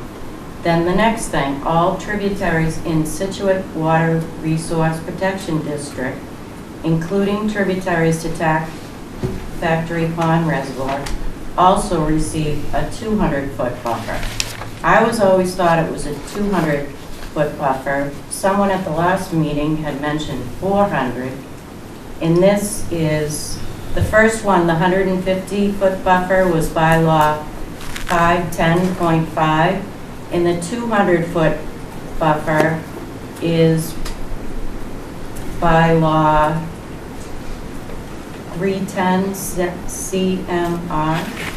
Well, we have had, No, 510.4. we have heard from DEP, it's 200 feet. It's 200 feet. The reservoir is considered to be Tack Factory Pond, and everything else contributes to it.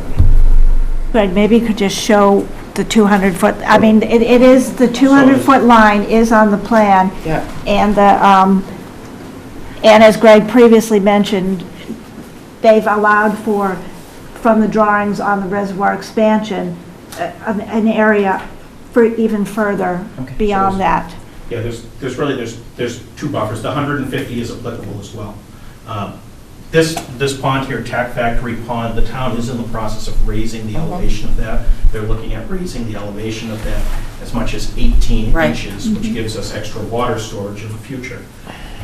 So we've accounted for that proposed 18-inch in showing the elevation of the pond here. We got this line directly from Tetra Tech, who's the town's consulting engineer that's permitting that project with the DEP. Off of that is what's called a 200-foot Zone A. The Zone A is the protective radius around that. There are restrictions on what you can do in that Zone A, but you are allowed to work in it. The restrictions are you can't place a septic system in the Zone A. You're not supposed to put any stormwater devices in it, but you can put a house in it. You can clear in it.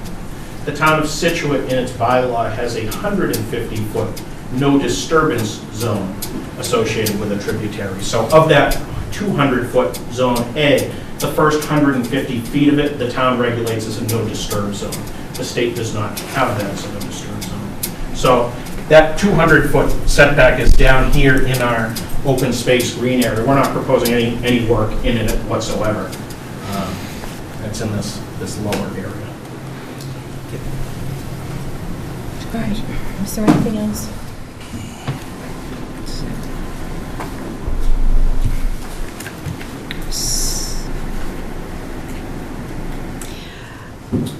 We'll see you on the 21st. 19? 19th. 19th, rather. Okay. So you Thank need you. a motion. Do we have a motion? Good. Let's continue the public hearing.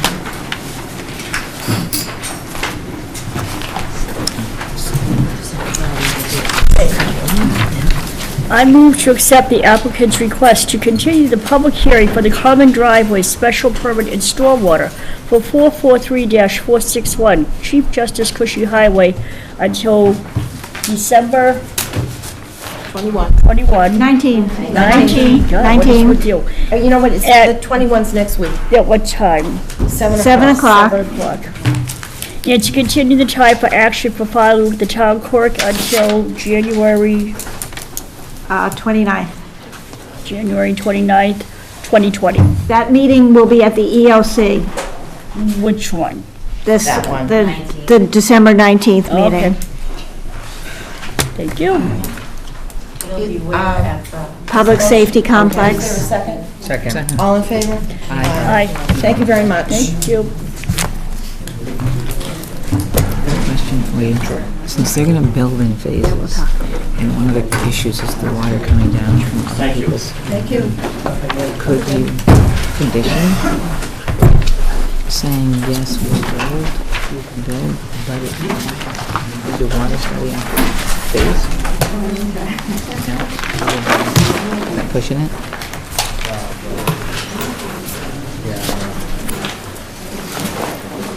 They're probably Oh. like, since they've I already may have to ask you to review the drill drawings. They're coming in for endorsement on Okay, yeah. next Thursday night. This project? Okay, sure, yeah. I'm not even gonna get them till Monday. when they To when? put it in the No problem. But, I I mean, can, I should be able to get like, when you have to. okay. Why do we have this picture? I don't know. Okay. I don't think so. Well, I have we'll another ask one that Karen. has a storm drain. All right. Without doing that one. Do you want one that has a storm drain? Karen, No, why do we have this picture? Yeah, I couldn't figure that out either. I have one of a storm drain as well. It was about the, it was about Public the safety. pre-treatment of, it was about the Oh, yeah, pre-treatment. they were, can we wait? They were going to try to say that they didn't need to do pre-treatment because the public safety complex didn't have to do pre-treatment and because the middle school didn't have to, but Well, they shut didn't- them right down. They didn't bring that up. Good. Okay. All right. We'll figure out what we do. It's not apples to apples. No, it isn't. No. And what happened in '07 and what's happening now are apples. Watermelons. I was gonna say, they're not apples to Okay. apples. Next, here's my agenda. It keeps just. Well, I have one here if you'd like to borrow Thank you that so one. much. All right, we have. She steals those too. I know. Accounting? Accounting? No, that's fine. Accounting. Accounting. All right. I move to approve the requisition of $5,111.61 to Peter Zaccardi for return for stormwater bond and the unexpected funds from the planning board guarantee account, for $4,573.64 to K&E Construction for return of a stormwater bond, for $375 to Chester Consulting for peer review services for the Countryway residential compound, for $7,119.15 to Paul Sharon for the return of the stormwater bond and the unexpected funds from the planning board guarantee account, for $450 to Merrill Corporation for peer review of 37 to 39 Otis Place, for $450 to Merrill Corporation for the peer review of 52 Otis Place, to W.B. Mason for $3.71 for office supplies, and to Gatehouse Media for $414.06 for legal ads. Second. All in favor? Aye. Aye. Okay, minutes. I move to approve the meeting minutes for October 24, 2019. Is there a second? Second. All in favor? Aye. Liaison reports? Anyone? Just in zoning, this merit thing just keeps whirling its way through zoning. This will be its third appearance before zoning. This project? It's always been continued Yeah. because they haven't had the right people to Yeah. be able to sit on it. So it's supposed to be next Thursday Hopefully, yeah. night. All right, I'd go up, give him a couple hours of my concern. what? What? He's gonna go give his couple of hours of concern. Unfortunately, they meet next week on the For meeting. 21st. Yeah. I understand. Oh, well. Ben, anything? Trying to remember, well, town meeting was last week. I know, that was. The shellfish rules and regs have gone through the selectmen and final comments have been submitted, but I don't really think that they took a vote on it, so. But it's basically gonna go forward, to establishing rules and regs for aquaculture in the town of Scituate, and then the first site would be out at Briggs Harbor off Bassins Beach, and it's becoming quickly very contentious. But it would be a pilot program to really test the feasibility of that area. And one other thing that's not a true liaison report, but I would like to bring up. I talked with Lincoln Heineman from advisory committee at the end of the meeting, of town meeting last week, and it seems like this has happened on multiple occasions now, just in my time being on the board, that sometimes the advisory committee is not on the same page with the planning board when it comes to zoning articles, which is fine. It's totally within their right to disagree with us. However, sometimes I think that it's really a lack of communication that's happening, not necessarily that they fundamentally disagree. And I think part of that is that their charge is really focused on town meeting, and I think that involving them sooner in the zoning process would help that. So I propose that, and I mean, you guys, it's up to all of you guys as well, but I propose that similarly, when we have permits that come in, we send like a notification to the fire department and the DPW and all that. I think when we're going to have zoning public hearings, we should send a formal notice to the advisory committee that they should review the documents, their comments are welcomed, and that they should try to attend the meetings if possible. Well, the thing is, advisory meets on Thursday nights Right. when the Right. planning board meets. Right. But I think even just, We can yeah, let them know more. I mean, the liaison was coming for a while to the meetings here. right. Yeah, and I'm not criticizing how we're doing it currently. I just think that it might facilitate the little hiccup. We might be able to improve what happens at town meeting in terms of the disconnect between. All right, the disconnect had to do with the sign bylaw. But it happened at Greenbush too. It happened last year, too. And it's also there's things with the marijuana zoning too. There's a lot of stuff, but We are going to rework the sign bylaw. And we will have meetings on that for the next, I'll try to schedule them or whatever with Brad and whomever, and bring somebody in from advisory to talk about it, to make sure that we get it right. Right? and I just think that would be a good practice for other zoning stuff before it goes to town meeting. Well, and that's partly why we have a zoning workshop, too, a zoning workshop prior to a zoning public hearing, so that we can try to get the word out that, hey, these things are coming up for a public hearing, this is the first time the board usually gets to see a lot of the articles, too. Right now, we're a couple weeks away from the warrant opening and getting articles in. Right. Okay. So you're saying you want to get signs for the Yes. we're going to have to hire a consultant I know. to do it. I know. Because it's just, it's a complicated issue. It's a very complicated issue, and we will figure it out. As far as CPC is concerned, both the items at town meeting went forward.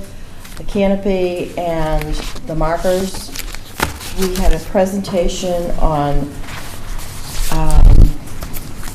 restoration of an antique 1924 fire truck for a minimum of $135,000. Then there was a presentation from the Friends of Scituate Recreation to redo the inline, not the skateboard park, but the skating park over at the high school, and that was somewhere in the vicinity of $250,000. And that's one of those items that the school department uses it, along with recreation and public. So that was discussed. The other thing, there was a tour or a walk, I had already been on it. We're looking into the feasibility of purchasing the Mordecai Lincoln property, which is on Mordecai Lincoln Road. It's just under 5 acres that overlooks the Gulf River with there's the old mill and then 2 other houses. And the property is absolutely phenomenal, which would be wonderful if we could obtain it. And they're looking to sell it to the town for $900,000, Wow. which is a deal. Yeah. A real deal. And it could be used for historic preservation, it could be used for recreation, any number of things. So that was what? And the other thing to keep your ears open for, the last Board of Selectmen's meeting, they're already talking about the field behind Old Gates. How they're gonna rehab that. Yep.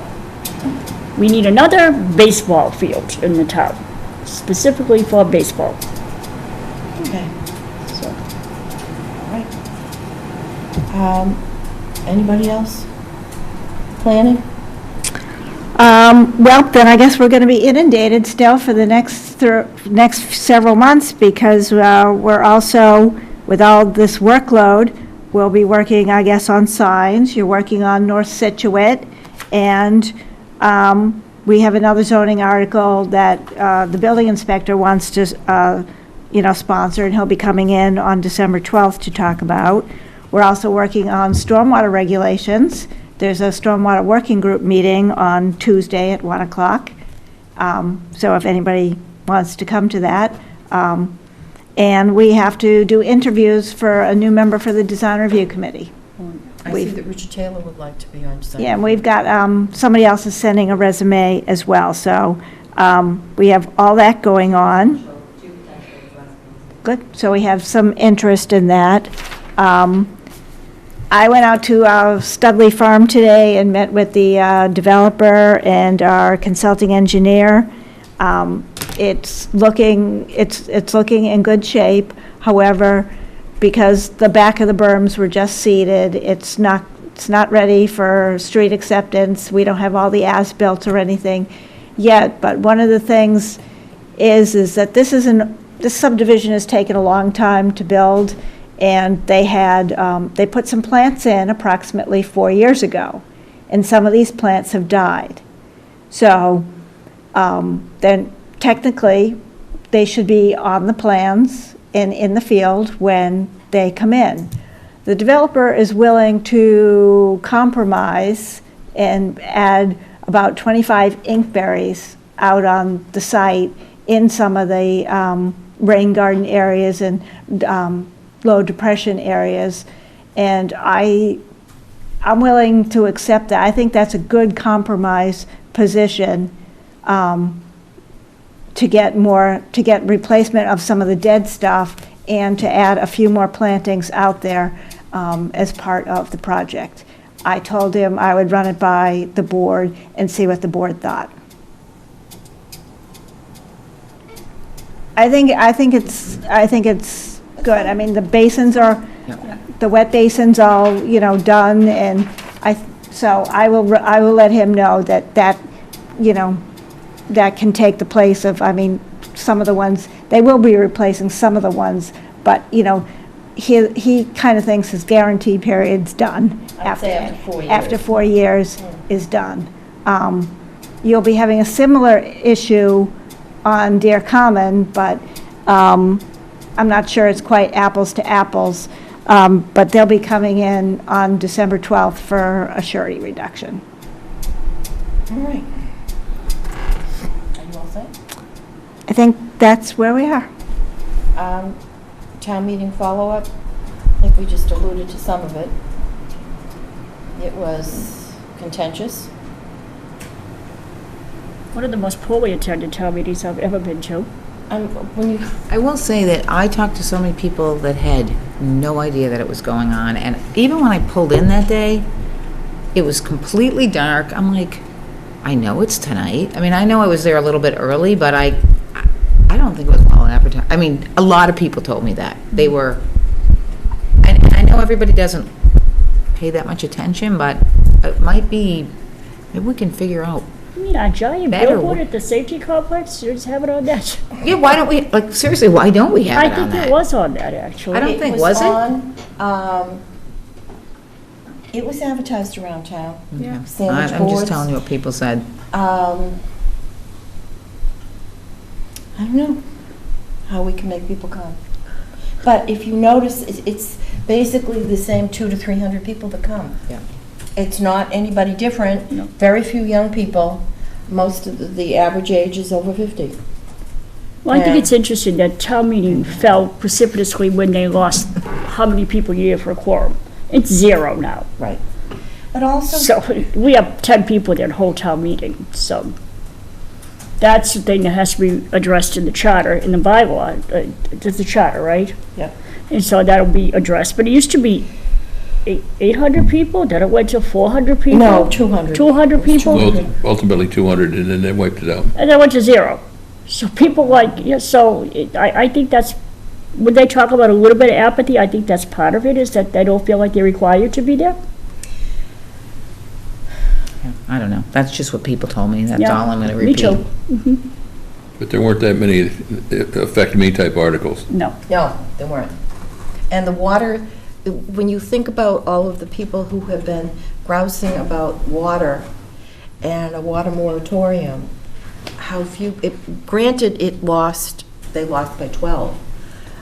There weren't those people there that were all over Facebook and, oh, this is whatever, we want this moratorium. There was nobody there. Right. So it's unfortunate. I don't think there's much that we can, it's been like this forever. I think the impetus basically went out when Proposition 2.5 happened. There's really no more discretion, per se. Yeah, we have a capital plan, but a lot of people feel, especially with the school budget, it's a done deal. And it's unfortunate. Well, that was a big deal. Water moratorium was a big deal. Yes, it was. And it was not, it was very poorly attended. Very poorly attended. And the weather didn't help that night either. It was freezing cold and raining. It was, the rain had That's not stopped. an excuse. That's I not, know, that's but, a, well, Karen, what did you think? I didn't think it was, very well attended, but, that's what you get in all the towns around here. Yeah. It's not anything different. I guess people didn't find that the issues were important to them. Well, Hopefully, they will be at the Springtown meeting. hopefully. Marshfield is having an override for $41 million on Saturday, the 23rd. Wow. 41 million. which includes what, an expansion? They are going to expand the senior center by something like 10,000 square feet, a new police station, and a new public works. Barn, yeah. Yeah, Wow, that's a lot. it's a lot. Be interested to see if that flies. So, is there anything else, people? Then I'll entertain a motion. So moved. Is there a second? All in favor? Aye. Aye.